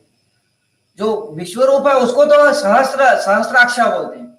तो एक शरीर में जो आत्मज्ञानी व्यक्ति है उसको त्रयंबक बोलते हैं, गुरुजन को त्रयंबक बोलते हैं। तो ऐसे ओम त्रयंबकम यजामहे, ऐसे गुरुजन का हम यजन कर रहे हैं। गुरुजन का मतलब उनका यज्ञ क्या होगा? वो जैसे कहें हम वैसे आचरण कर रहे हैं, वो उनका यज्ञ। उनको कुछ नहीं चाहिए, गुरुजन को, भगवान को भी कुछ नहीं चाहिए, उसका ही सब है तो उसको चाहिए क्या? हम उनको क्या दे सकते हैं? हम अपना आचरण दे सकते हैं। भगवान को हम क्या दे सकते हैं? हम अपने आप को दे सकते हैं। वो है ही उसका सब चीज, उसको क्या देंगे? हम अपने आप को दे सकते हैं। अपने आप को देने का मतलब अपने मन विचार, वो जैसे बोल रहे वैसे आचरण करना है, उनको देना है और कुछ नहीं। उनको हमारी भी जरूरत नहीं है, हमको उनकी जरूरत है। इसके लिए हम अपने आप को समर्पण करते हैं। जैसे हम जाते हैं अपना लोहा देते हैं, किसको देते हैं? लोहा कुछ बनाना है तो लोहार को देते हैं। हमको सोना देते तो हम जाके दुकान पे देते हैं। क्यों देते हैं? वो अच्छा आकार बना के देगा। हम भगवान को, उसको जरूरत नहीं है उसका, चीजों का उसको जरूरत नहीं है व्यक्ति को। हाँ, तभी भी हमको जरूरत है, हम देंगे तो उसका आकार अच्छा बना के देंगे। इसके लिए गुरुजन को हमारी आवश्यकता नहीं है, हम हमारी आवश्यकता के लिए गुरुजन को समर्पण करते हैं ताकि हम वैसे बन जाएं, वो हमको अपने आकार में ढाल दें। ऐसे इसके लिए त्रयंबकम यज्ञ इसको कहा गया। ऐसे यज्ञ हम करें, विचारों से अपने गुरुजन को स्मरण करें, वैसे आचरण करें। हर समय याद रखें, वो कहे हम यहाँ वहां तो नहीं हो रहे हैं, फिर हमको भी वैसे ज्ञान होगा। फिर आपको गुरुजन की भी आवश्यकता बार बार नहीं, फिर गुरु ही आपके माध्यम से काम करने लग जाएंगे। ये एक स्थिति आएगी वो भविष्य में, वो हम जब साधना करते हैं तो अपने आप वो घटित होती है वो स्थिति। फिर आपको बार बार स्मरण करना नहीं, वही अपने आप काम, अपने आप उसके यंत्र बन जाते हैं जिसको हम करते हैं। तो यहाँ पे ओम त्र्यंबकम यजामहे सुगंधिम पुष्टिवर्धनम, सुगंधित अच्छे अच्छे पदार्थों से यज्ञ करें, अच्छे अच्छे चीजें करें हम उनको, और सुगंधित पुष्टिवर्धन, पूरे जगत के लिए जो पुष्टिवर्धक हो, हमारे अपने लिए, परिवार के लिए और पूरे समाज के लिए पुष्टिवर्धक चीजें हम करें, जिससे आरोग्य बढ़े, पूरे समाज का खुशी आनंद बढ़े। फिर हम कह रहे हैं वहां पे उर्वारुकम, अब जब सब कर लिए, सब हो गया, शरीर सभी को छोड़ना पड़ता है। ऐसे कोई व्यक्ति नहीं जिसको शरीर छोड़ना नहीं पड़ता है, शरीर सभी को छोड़ना पड़ता है। तो यहाँ पे हम ये प्रार्थना करें, उर्वारुकमेव बंधना मृत्योर्मुक्षीय मापिता। हे प्रभु, शरीर सभी को छोड़ना पड़ता है, ये सत्य हम सदा स्वीकार करें। हमको सदा ये याद रहना चाहिए कि मुझे शरीर छोड़ना है किसी न दिन, ये भूलना नहीं आदमी को। जब भूलता है तब गलती करता है। आदमी को ये सदा याद रखना चाहिए, मैं भी इस शरीर को कभी ना कभी त्यागूंगा या त्यागूंगी, ये सदा याद रहे। ये कुछ काल के लिए हमको मिला है ये शरीर, इससे अच्छे काम हम करें। तो यहाँ पे यही बोल रहे हैं। लेकिन जब छोड़ते हैं अंतिम समय में शरीर, तो कैसे छोड़ें? जैसे पका हुआ तरबूजा, जब नदी के किनारे हम देखते हैं गंगा जी के पास, वहां पे तरबूज लगा, तो वहां पे तरबूज जब अपने आप पकने के बाद अलग हो जाता है अपने बेल से, कोई साइलेंट, कोई आवाज नहीं, बहुत सुखपूर्वक अलग होता है। ऐसे हम जब शरीर छोड़ने की बारी आए तो हम तड़पते हुए शरीर को ना छोड़े, दुख में ना छोड़े, पीड़ाओं में ना छोड़े, परेशानियों में ना छोड़े, घबराहट में ना छोड़े, एकदम शांति में छोड़े। इसके लिए उदाहरण उर्वारुकमेव बंधना, वो भी बंधन था, उससे युक्त था, उससे धीरे हम भी जब तक जीते हैं पूरे परिवार से, धन ऐश्वर्य से, घर समाज से जुड़े हुए रहते हैं। लेकिन जब जाते समय आपको किसी से जुड़ना नहीं है, अपने आप में रहना है, उस परमात्मा को याद करके छोड़ना, शांति पूर्वक शरीर छोड़ने वाले बने। उस समय मेरे पास कोई चीजों में स्मरण ना हो, किसी में इच्छा ना हो, दिन भर जब तक जीवन है सब ऐश्वर्य सभी के लिए काम किए, शरीर छोड़ते समय निर्लिप्त होकर शरीर छोड़ना। ये प्रार्थना हमने यहाँ पे महामृत्युंजय मंत्र का अर्थ ही है। हमारा छोड़ना भी बहुत मधुरम, जैसे एक मधुराष्टकम गाते हैं श्री कृष्ण, सब चीज जीवन भर मधुरम मधुरम, शरीर नहीं छोड़ना, मधुरता से, प्रसन्नता से शरीर छोड़ना। छोड़ना ही है तो हम क्यों घबराहट में परेशान होकर छोड़े, प्रसन्न खुश होकर आदमी छोड़े। इस प्रकार की हम जानते हैं। आगे साधना इसी के लिए की जाती है, गुरुजन इसी के लिए मार्गदर्शन है। दुनिया में हम कमाने के लिए तो हम अपने से कर सकते हैं, आंखें हैं, भौतिक चीजें हमको दिखा, हम कर सकते हैं, सब चीज कर सकते हैं, लेकिन ये ज्ञान बिना शास्त्रों के गुरुजन के नहीं होगा जो हमारे मार्गदर्शक बनते हैं। इस प्रकार तो ये मृत्यु के समय भी काम नहीं, मृत्यु के समय कुछ भी नहीं आएगा। आप एक श्वास ज्यादा लेने के लिए आप पूरा दुनिया बेच दोगे तो भी ज्यादा सांस नहीं मिलेगा।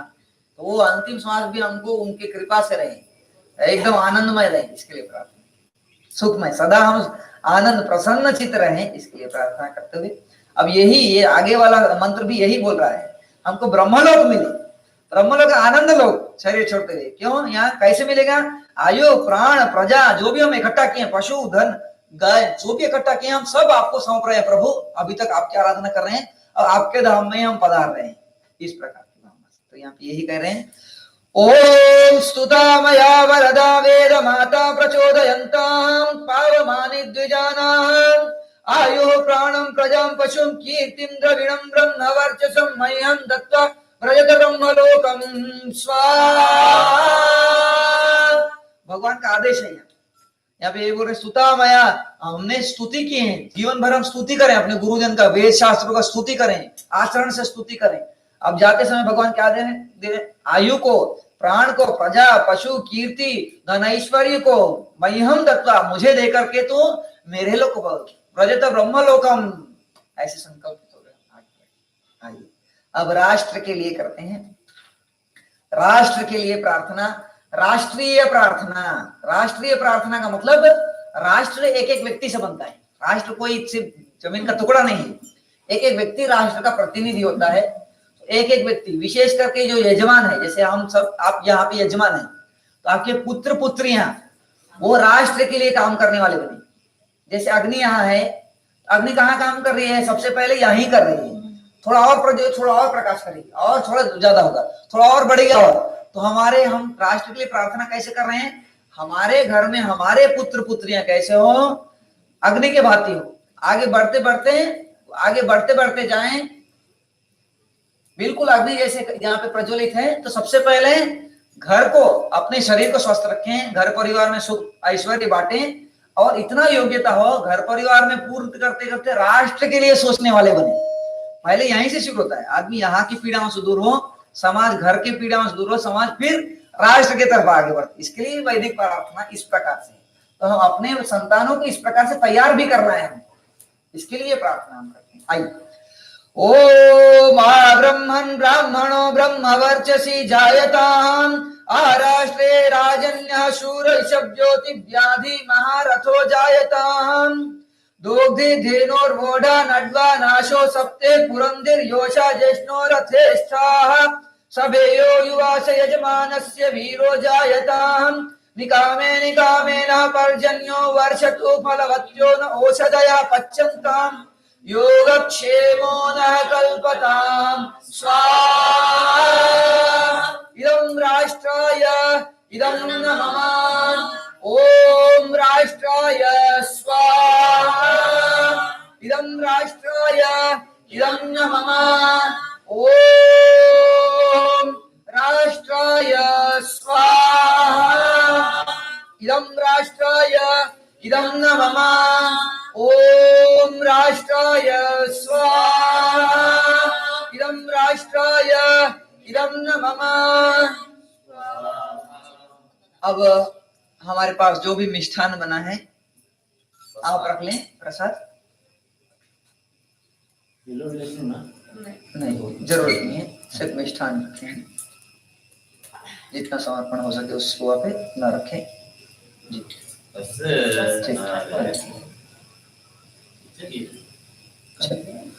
अब हम ये सृष्टिकृत इसके लिए देते हैं, प्रार्थना करते हैं अलग प्रकार का। अभी तक हम घी और सामग्री से अंतिम में ये क्यों देते हैं?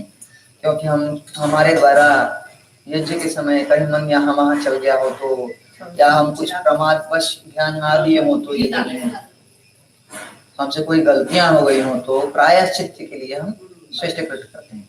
तो प्रायश्चित भावना से ही हम स्वीकृत देते हैं। हम सब भी थोड़ा थोड़ा ले सकते हैं, लेकिन वहां पे हम सबके लिए ही इतना ज्यादा हो गया है, हाँ सबको उसी में आ चुका है, तो हम सभी दे रहे हैं इस भावना से। क्षमा प्रार्थना प्रायश्चित करते हुए हम देना है इसमें। यदि में हमसे कोई त्रुटि हो तो क्षमा करे प्रभु। ओम यदस्य कर्मणोत्यरीरिचं यद्वा न्यूनमिहाकरं तो जो कम कुछ कम ज्यादा हम कर दिए तो।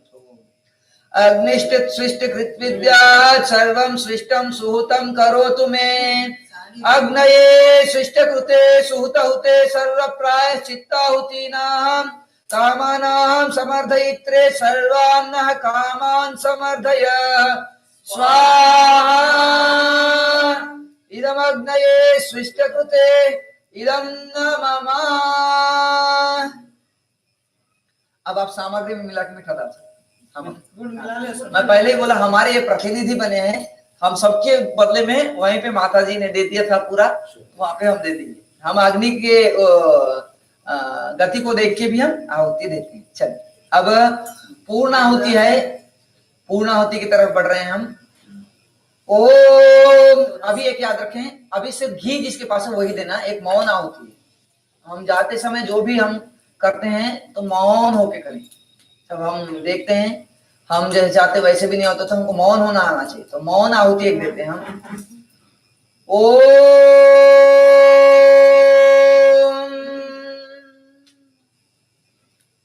देव को याद करें और सिर्फ घी की आहुति मिलेगी। स्वाहा इदं प्रजापतये इदं न मम। अब पूर्ण आहुति सामग्री भी देंगे। ओम सर्वं वै पूर्णं स्वाहा। ओम सर्वं वै पूर्णं स्वाहा। ओम सर्वं वै पूर्णं स्वाहा। एक ये होता है, एक धार बना के भी दे देते हैं, लेकिन जब हम देखते हैं जरूरत है तो देना है। जब अग्नि को अगर जाम डालने से रिक्सी जाएगा नीचे तो उसका लाभ नहीं होता। अगर हम ज्यादा हीट दे दिए अंतिम में धार बना के, सर्वम वै का मतलब आप जो अपने हाथ में शुरुआत में ले लेते हैं ना, जैसे इसमें ये होता है सर्वम। सर्वम मतलब ये सर्वम नहीं लेना, सर्वम मतलब ये। हाँ, आप वो डालोगे तो पूरा वेस्ट चल जाएगा। आप जो बचा है घी आप पूजा के लिए प्रयोग कर सकते हो, या आपको इसको कंटिन्यूस रखना है तो आप गायत्री मंत्र का अपने होने के बाद भी अपने मन से आप धीरे धीरे डाल सकते हो, ताकि रिसे ना नीचे वेस्ट ना जाए, उसका पूरे वातावरण में जाए उसका लाभ। इसके लिए अब मैं धार बना के जब देखता हूँ थोड़ा कम है घी, तब अब हमने इतने लोग डाल दिया तो उसमें पर्याप्त है तो उसको धार बनने की भी जरूरत नहीं। ऐसे ही हम पूर्णाहुति का मंत्र ऐसे ही बोल देते हैं। एक एक बार आप घी से दे सकते हैं। ओम पूर्णमदः पूर्णमिदं पूर्णात् पूर्णमुदच्यते पूर्णस्य पूर्णमादाय पूर्णमेवावशिष्यते। शांति शांति। एक हम ये ध्यान रखें, अब ऐसा कौन सा चीज है पूर्ण में से पूर्ण निकालने के बाद भी पूर्ण बचे। जैसे जल के लोटा है, इसमें जल निकालने के बाद भी जल पूरा भर के है, निकालने के बाद भी पूर्ण ही रहे, ऐसे कोई हो नहीं सकता। एक ही चीज है बस, आत्मा ही है जो परमात्मा हम बोलते हैं, और कोई ऐसे पूर्ण नहीं है। मूल रूप में हम भी पूर्ण है, क्योंकि हम ब्रह्मास्मि की स्थिति जब होगी हम तब पूर्ण होंगे। और हम जब सर्व सबके रूप में माने अपने शरीर, हम भी भगवान विष्णु के अंश हैं, अमृत से पुत्र, और ये पूरा जगत भी उसी का अंश है। हम रूप में देखेंगे उसको विश्व रूप है, जैसे ये भी मेरा भाग है, ये भी ये मेरा, ऐसे उसी का शरीर हम भाग में, तो भी व्यवहार में हम पूर्ण है। ध्यान में भी आत्म स्वरूप में भी पूर्ण हुआ, तो उसमें अपने आप को लीन करना पड़ता है। लीन करने चित्तवृत्ति निरोध होने का मतलब यह है हम अपने अहम ब्रह्मास्मि की स्थिति, जो शंकराचार्य उस समय कितने बार बोला करते थे, उन्होंने घोष किया था अहम ब्रह्मास्मि, वो उपनिषदों में जो आया है उसको बहुत प्रचार किया था। वो स्थिति आई थी, उस स्थिति को आज भी कई महापुरुष जीते हैं, अनुभव में से, बोलने के लिए नहीं, अनुभव में जीते हैं। वो अनुभव हमारा भी हो, हम एकाकार हो जाए उसके साथ। इसके लिए वहां पे भगवान कृष्ण जी बोलते हैं गीता में, अर्जुन कौन हो? पांडवों में मैं ही अर्जुन हूं। और कृष्ण जी बोलते हैं अर्जुन भी मैं ही हूं, विष्णु भी यही बोलेंगे आप भी मैं हूं, आप भी मैं हूं, कोई दूसरा नहीं है। तो इसके लिए अपूर्णता अनुभव ना करें, हम उसी के अंश हैं सदा, अपूर्ण ही है सदा। उस पूर्णता की याद दिलाने के लिए मंत्र होते हैं हमारे पास। जब कपूर उसमें थोड़ा लगा के दे देते हैं ना तो अच्छा प्रज्वलित होता है। और इसको अगर ऐसे करना है तो इस प्रकार से शुरुआत से जब करते हैं तो भी अग्नि, इसमें अग्नि होती है, थोड़ा एक कपूर दे दीजिए एक बार, ताकि घृत रिसे ना इसमें। हाँ डाल दीजिए बस।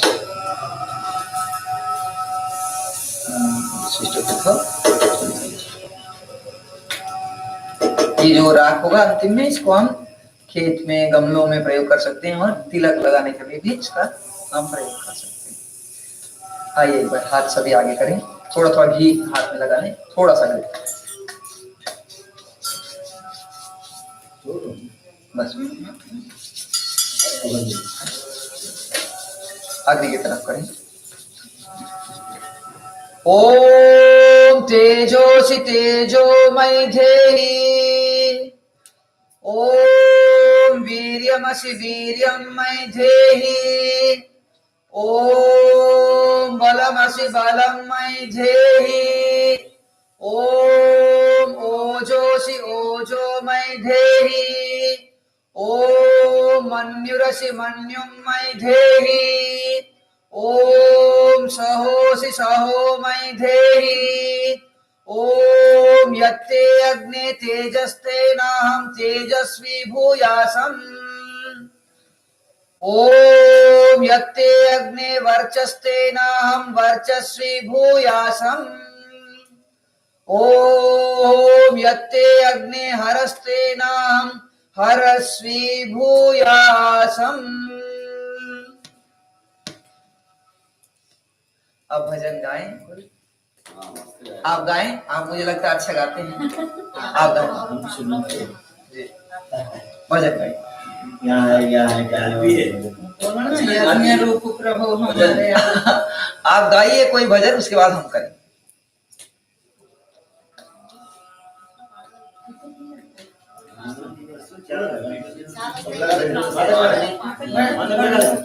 नहीं तो लेके आइए, किताब लेके आइए, किताब मंगवा लीजिए आप, अन्यथा कौन सी गानों है? तब तक आप किताब मंगवा लीजिए। अब सौंप दिया इस जीवन का सब भार तुम्हारे हाथों में। अब सौंप दिया इस जीवन का सब भार तुम्हारे हाथों में। है हार तुम्हारे हाथों में है जीत तुम्हारे हाथों में। अब सवार तुम्हारे हाथों में है जीत तुम्हारे हाथों में। अब सौंप दिया काफी सजीवन का अब भार तुम्हारे हाथों में। मेरा निश्चय है एक यही, मेरा निश्चय है एक यही, एक बार तुम्हें पा जाऊं मैं, एक बार तुम्हें पा जाऊं मैं। अर्पण कर दूं जगती भर का, अर्पण कर दूं जगती भर का सब भार तुम्हारे हाथों में। अब सौंप दिया इस जीवन का अब सब भार तुम्हारे हाथों में। पूरा है जी, लिख भी रखे हैं माता जी को, पूरे भजन का पुस्तक बना रखे हैं अपने से लिख लिख के।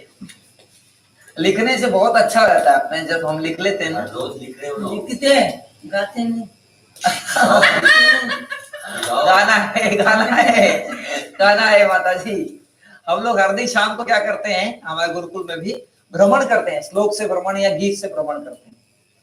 जैसे इसमें गीत है ना, गीता के और चाणक्य नीति आदि, तो हम गाते गाते गाते भ्रमण करते हैं हर दिन। हाँ, प्रभात पे। एक प्रातः का भजन है का। कर प्रणाम तेरे चरणों में लगता हूँ अब जग के काज का। कर प्रणाम तेरे चरणों में लगता हूँ अब जग के काज।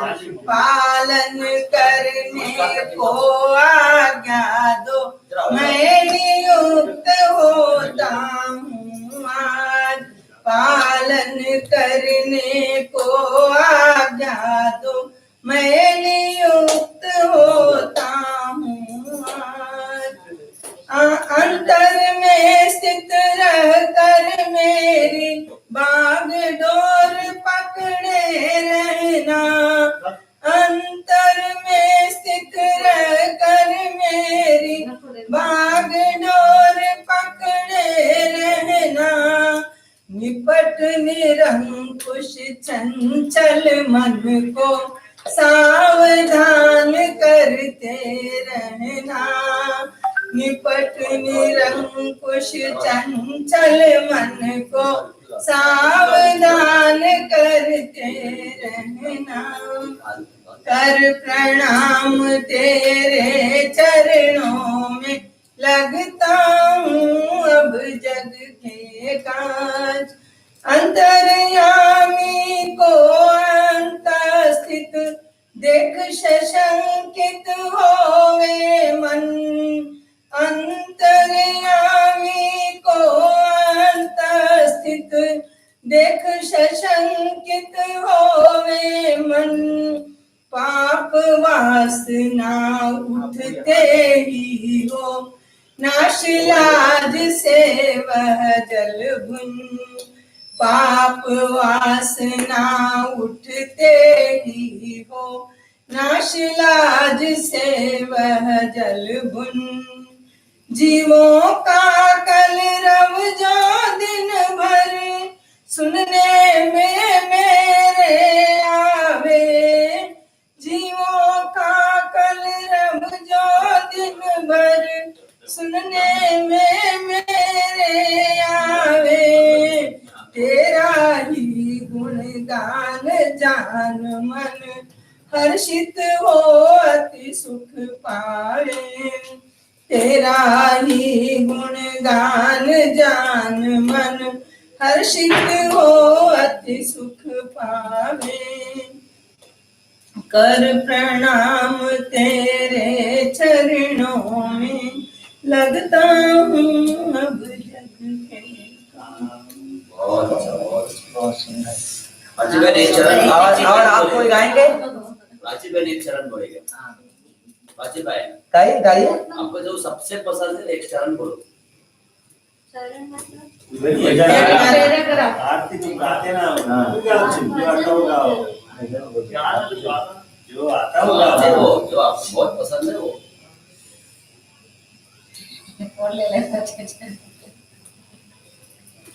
अच्युतं केशवं कृष्णदामोदरम्। अच्युतं केशवं कृष्णदामोदरम्। रामनारायणं जानकीवल्लभम्। रामनारायणं जानकीवल्लभम्। कौन कहते हैं भगवान आते नहीं। कौन कहते हैं भगवान आते नहीं। तुम शबरी के जैसे खिलाते नहीं। वेद शबरी के जैसे खिलाते नहीं। अच्युतं केशवं कृष्णदामोदरम्। अच्युतं केशवं कृष्णदामोदरम्। रामनारायणं जानकीवल्लभम्। रामनारायणं जानकीवल्लभम्। कौन कहते हैं भगवान नाचते नहीं। कौन कहते हैं भगवान नाचते नहीं।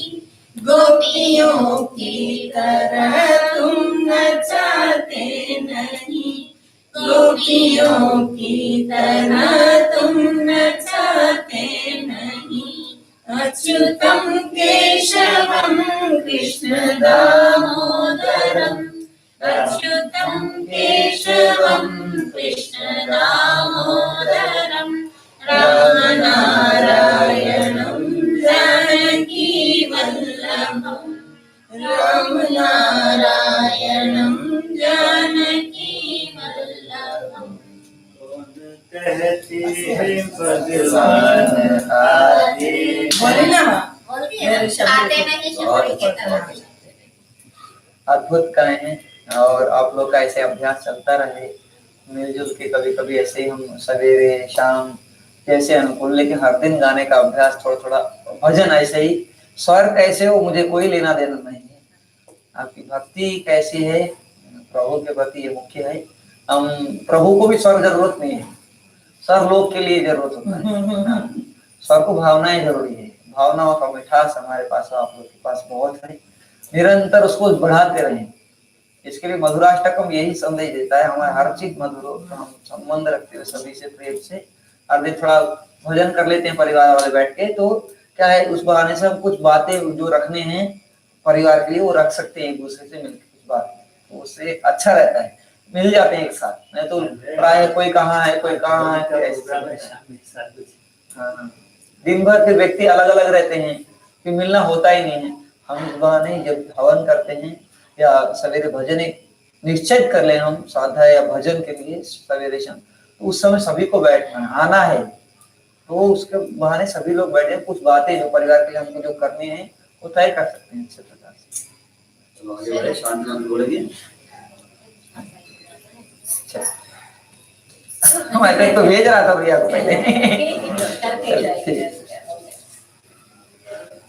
शांति पाठ करता हूँ मैं। ओम द्यौः शांति अंतरिक्षं शांति पृथिवी शांति आपः शांति ओषधयः शांति वनस्पतयः शांति विश्वे देवाः शांति ब्रह्म शांति सर्वं शांति शांतिरेव शांति सामा शांतिरेधि। ओम शांति शांति शांति। सर्वेभ्यो नमः। ओम श्री गुरुभ्यो माता बोलो भारत माता की जय। गो माता की पालन करेंगे, गो माता की पालन करेंगे, अपने अपने माता पिता की जय। सब साधु संतन की जय। गुरु परंपरा की जय। गीता माता की जय। वंदे मातरम। वंदे मातरम। बोलो स्वतंत्र भारत माता की जय। सर्वे जना। अब आप जा सकते हैं। किसी को कुछ प्रश्न है तो आप जरूर पूछ सकते हैं कोई भी विषय का, या एक मिनट आपको प्रणाम करके जाएगा। कोई एक मैं उपनिषद का कुछ एक वाक्य बोलूं क्या? मैं जहाँ पे भी आता हूँ मतलब ये बहुत जरूरी है, जो अभी तक बोले उसी का प्रमाण के साथ हम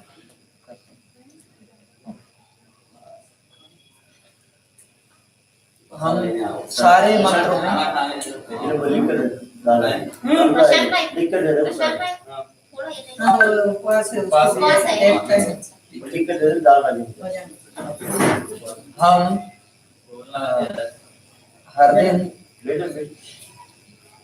हर दिन हम कोई भी मंत्र बोलते हैं, सबसे पहले ओम का उच्चारण करते हैं।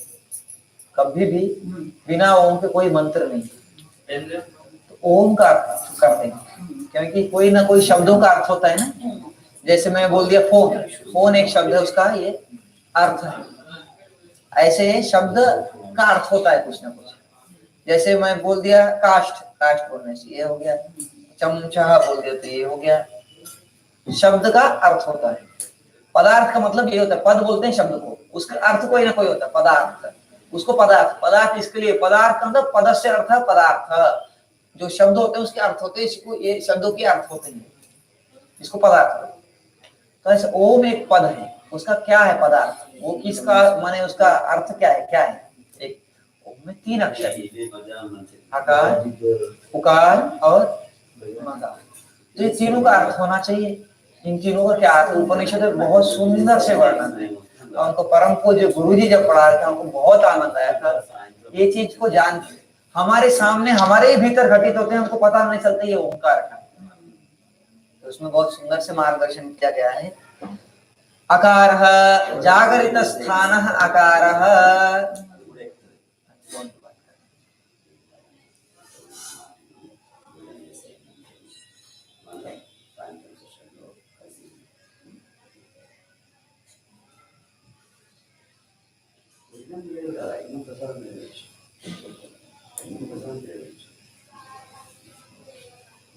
चलो हम थोड़ा ये बहुत लंबा चलता है। वहाँ पे कहा है जागरित स्थान आकार। आकार का मतलब हम जो अभी जागे हुए हैं ना, सभी जागे हो तो आपको क्या क्या अनुभव हो रहा है? मैं हूँ करके अनुभव हो रहा है, ये शरीर का दिख रहा है, ये जगत दिख रहा है, जगत में सारी चीजें दिख रही हैं, वायु का स्पर्श सब दिख रही है। तो जागृत होते हुए आपको जो जो जान आ रहा है, जो आ रहा है जान रहे सारा ओंकार है। इसको जागृत स्थान आकार प्रथम मात्रा। ये आकार, आकार का अर्थ है आपको जागते हुए जो भी दिखता है वो पूरा ओंकार का आकार, पहला मात्रा। ये पहला रूप है। ओंकार का पहला रूप क्या है? आपको जो ज्ञान हो रहा है पूरे जगत का, आपके शरीर, आप स्वयं से लेकर जगत तक, ये पहला रूप है। पहला रूप आकार। इसके लिए गीता में भी बोलेंगे अक्षराणाम आकारोहम। इसका अक्षरा नहीं होता पूरे रूप से। जैसे हम देख, जैसे एक किताब है, उदाहरण बता, ये काष्ठ है, हमने इसका अपने वहां पे समर्पण किया था, तो ये पूरा भस्म हो गया। जैसे भस्म हो गया तो कहाँ गया? अब राख बन जाएगा, राख बन के टूट के कहाँ कहाँ हम उसमें डाल देंगे, अपने कुंडियों में, खेत में आदि डाल देते हैं। लेकिन क्या इसका सत्ता चल गई? नहीं, इसकी सत्ता वैसे है, बस टूट फूट गई है। इसका जल भाग अग्नि के संपर्क से उतर गया। इसका जो कलर था वो तेज अपने आप ले लिया, वो सूर्य का भाग होता है। और पृथ्वी का असली रंग होता है काला, तो ये काला बचा हुआ है हमारे पास। तो सारे तत्व, और ये भी विखंडित हो जाएंगे क्योंकि इसमें जल तत्व के कारण ही कोई भी चीज जुड़ा होता है। ये इसमें अभी जुड़ा है तो जल तत्व के कारण, जल का काम होता है जोड़ना, उसके बिना नहीं। जब अग्नि के संपर्क में जाएगा तो गर्म होगा, तो भाग बन टूट जाएगा जल, तो ये अपने आप टूट जाएगा, अपने आप भुरभुरा गिर जाएगा चीज। तो सारे चीजों जैसे वैसे ही है, बस विखंडित हो चुके हैं। इसको विनष्ट, नष्ट शब्द का नशा आदर्शन है। आदर्शन हो जाने को नष्ट बोलते हैं। नष्ट का मतलब पूरे रूप से लुप्त नहीं होता, जिसकी सत्ता है वो सदा रहता है। तो ऐसे हर पदार्थ जो भी जगत में दिख रहे हैं वो सदा रहते हैं, बस विकृत हो जाते हैं। वो विकृत होकर वापस प्रकृति में मिलते हैं। ये वापस इसके रिसाइकलिंग होंगे, फिर से धरती बनेगा, फिर से पेड़ पौधे के रूप में या भोजन के रूप में, फिर हम खाएंगे तो हमारे रस रक्त आदि हमारे शरीर में कुछ होगा, फिर संतान जिसका उत्पन्न होगा तो संतान के रूप में फिर इस प्रकार से बढ़ेंगे। ये पूरा रिसाइकलिंग होते रहते हैं। तो जिसकी सत्ता है वो सदा, इसके लिए जागृत स्थान आकार, जो आपको दिख रहा है वो सदा है, वो रहेगा। इसके वहां पे अक्षर बोलते हैं, अक्षराणाम आकार हूं, मैं आकार हूं, अक्षर हूं, माने पहला रूप मैं ही हूं। गीता में जो कहा है, तो ये पहला रूप आपको जो भी दिख रहा है, इसका संकल्प लें, ये सबको हम ओंकार के, कृष्ण के रूप में ही हम जय योगेश्वर, तो जय योगेश्वर के रूप में ही हम देखें इसको पूरे। इसमें योग है उसका, बिना योग के नहीं है कोई भी पदार्थ। एक सुई का कण भी बिना योग के नहीं हो उसके, सबके साथ युक्त है वो। यही हम श्री कृष्ण को बोलते हैं कि श्री कृष्ण जी गोपियों के साथ नाचते थे। वहां गोपियों का तात्पर्य समझना है। वहां गाय का गोपाल बोलते हैं, गाय शब्द का अर्थ समझना है। गाय शब्द का अर्थ वहां पे गो का मतलब सिर्फ ये गो नहीं है जो हमारे गाय हैं, वो तो है, साथ साथ क्या है शास्त्रीय, हमको उसको समझना है। वहां पे गोपियां बोलते हैं, श्री कृष्ण एक व्यक्ति नहीं है कि छोटा एक शरीर में व्यक्ति है, वो सर्वव्यापक है, वर्तमान में है, हर जगह है, भूत भविष्य हर समय में हो रहेगा, है, था। तो वो जो श्री कृष्ण है सब जगह व्यापक है, उसी के अंदर सारे गोपियां नाच रही हैं। वो अकेला सारे गोपियों के साथ नाच रहा है, सारे ग्रह उसी के अंदर नाच रहे हैं।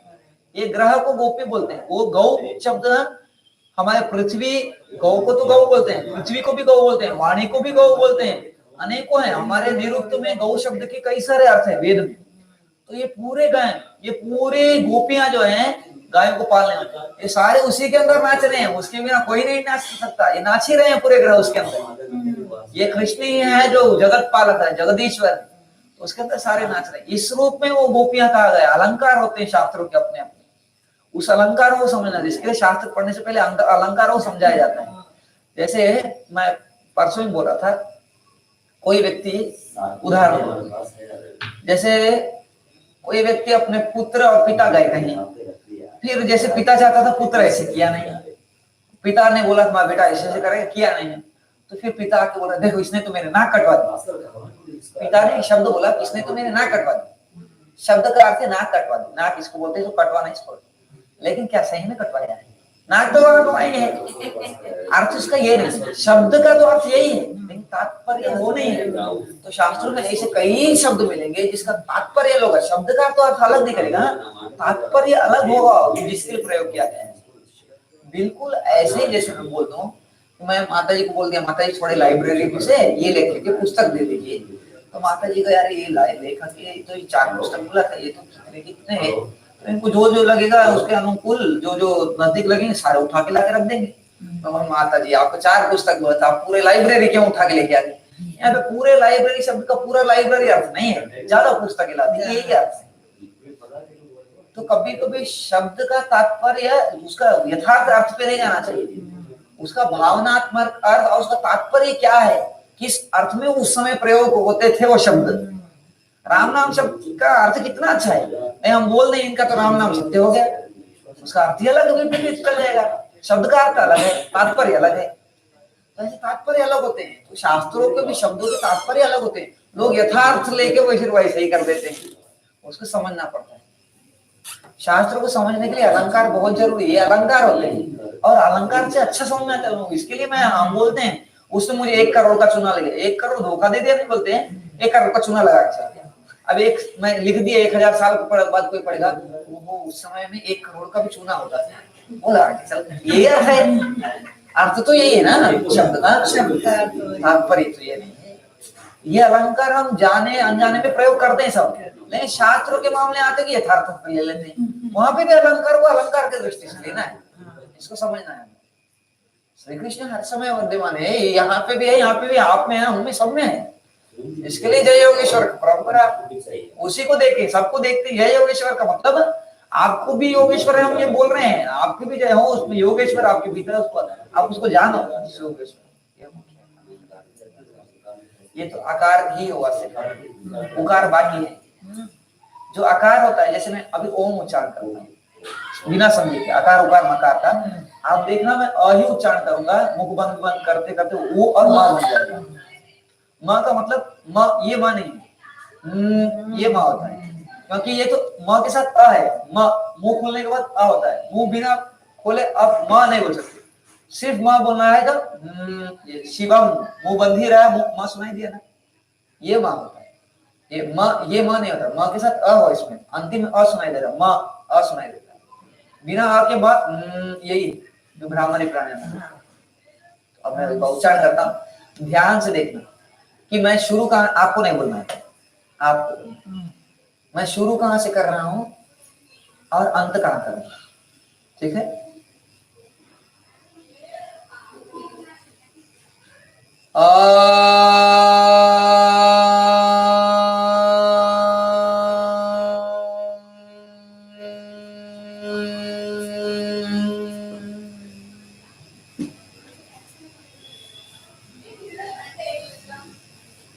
शुरू कहाँ से किया माता जी ने? आपको आसान से समझ में आया ना? आपको लगा अ ही कंठ, नाभि से वायु जो बोलते हैं, कंठ से प्रयत्न का क्या बोलते हैं, यही पहला जो हमारा अभिव्यक्ति होती है वो अ ही के रूप में आती है। यहाँ तक, यहाँ पे अ है लेकिन व्यक्त नहीं हो सकता, यहाँ आने के बाद प्रयत्न जब करते हैं कंठ से तब अ होता है। सबसे पहला कोई प्रयत्न जो दिखता है अ, इसके लिए आंखों से सबसे पहला जो रूप दिखता है वो अ है, जागृत स्थान कि अ। उसके बाद दूसरा जो प्रयत्न करते हैं, इसके बाद जो अपने आप हो रहा है, क्योंकि मुंह खोल के ही अ बोला जाता है। अब मुंह खोला है तो खुला ही थोड़े रहे, बंद भी करना होता है, तो धीरे धीरे बंद करता हूँ, बंद करते करते क्या हो गया, वही आ वो बनता है, फिर वही पूरा बंद कर दो तो बन गया कि नहीं? अब यही है, हम जो जागृत स्थान में आकार देखे हैं, जो ये रूप दिख रहा है, अब उकार का अर्थ है स्वप्न स्थान, उकार, उकार ओंकार का स्वप्न स्थान, हम जो स्वप्न देखते हैं वो ओंकार का ही है, ओंकार ही है, यही आकार ही उकार बनता है। जागृत अवस्था ही स्वप्न में आती है, टूट फूट के आ सकती है, कल्पनाएं हम करते हैं, क्योंकि जैसे मुझे आप यहाँ देखे हो, आप कभी भी अपने कहीं दूसरी जगह नहीं देखते, लेकिन आपके स्वप्न में दूसरा जगह है, मैं वहां बैठा दिख सकता हूँ, क्योंकि मुझे और जगह को देखो, आप वहां पे कॉपी पेस्ट कर सकते हैं अपने से। तो जागृत स्थान में जो देखते हैं वही स्वप्न में आते हैं, तो वो भी ओंकार ही है, वो कोई घबराने की जरूरत नहीं कभी भी, अरे मेरे को तो ये सपना घबरा नहीं, ये भी ओंकार ही है, उकार भी ओमकार, आकार ही उकार बना है, ये ओम आकार ही ओमकार, यही उकार बना है। अब वो भी जब बंद हो जाए तो हम क्या कहते हैं, सुसुप्ति, निद्रा, तो मुंह पूरा बंद, निद्रा, निद्रा में मकार है, मकार का अर्थ है निद्रा, ये ओमकार का मकार का अर्थ है निद्रा। और जो निद्रा हमारे में तीनों अवस्थाएं घटित होती हैं, चौथी अवस्था तुर्य, वो जानना कठिन है। इसके लिए मैं अभी पूछा, उच्चारण कर रहा था तो मैंने पूछा तो सबसे आसानी से आपने बता दिया तीनों लोगों ने कि मैं उच्चारण किया था आकार से शुरू करके मकार पे एंड किया आपने, ये सबसे आसान है जानना। चौथा आपको समझ में आया नहीं, क्योंकि मैं आप ध्यान से देखे तो मैं मौन से शुरू किया, चुपचाप मैं मौन बैठा, फिर शुरू किया आकार, फिर जाके मकार होने के बाद फिर मौन रहा, मौन से लीन हो के मौन से शुरू होके मौन में ही लीन हो गया, अकार उकार मकार मौन से ही लीन होके मौन में ही गया। तो ये अव्यक्त स्वरूप तुर्य अवस्था है, इसको जानना ही कठिन है। जैसे अभी मैं उच्चारण किया था, आपको आकार ही सुनाई दिया, मकार। समझ में आने वाली चीजें तो तीन ही होती हैं, वो समझ में आने वाला वो स्थिति होती है, होने वाली स्थिति होती है। हम सबकी मूल स्थिति तो वही है, तुर्य ही है, लेकिन समझ में आने वाली चीजें जागृत स्वप्न सुसुप्ति है, यही ओमकार है। इसके लिए शुरू में हम जप कराते हैं, जैसे गायत्री मंत्र भी जपवाते हैं, ओमकार का जप करते हैं तो भी बोल के करते हैं शुरू में, हम ऐसे जब बोल के कराते हैं शुरू, क्योंकि सबसे जल्दी इसके वाइब्रेशन से हमको आध्यात्म होगा। उसके बाद जब आप बहुत अभ्यास हो गया है, आप अपने मन में आएगा कि अब मैं मौन ध्यान करूं। शुरू में बोल के उच्चारण करके ही करनी होती है साधना, फिर अपने आप स्थिति होती है मौन, फिर आत्म स्थिति होती है। पहले इन तीनों को ठीक करना होता है। सबसे पहले जिसकी जागृत अवस्था ठीक है, जागृत अवस्था में सत्य को स्वीकार किया है, तो उसको स्वप्न अवस्था में वही सत्य आएगा, सत्य ही आएगा, गलत तो नहीं आ सकता। जागृत में दिक्कत होती है तब उकार में दिक्कत होती है, स्वप्न अवस्था में।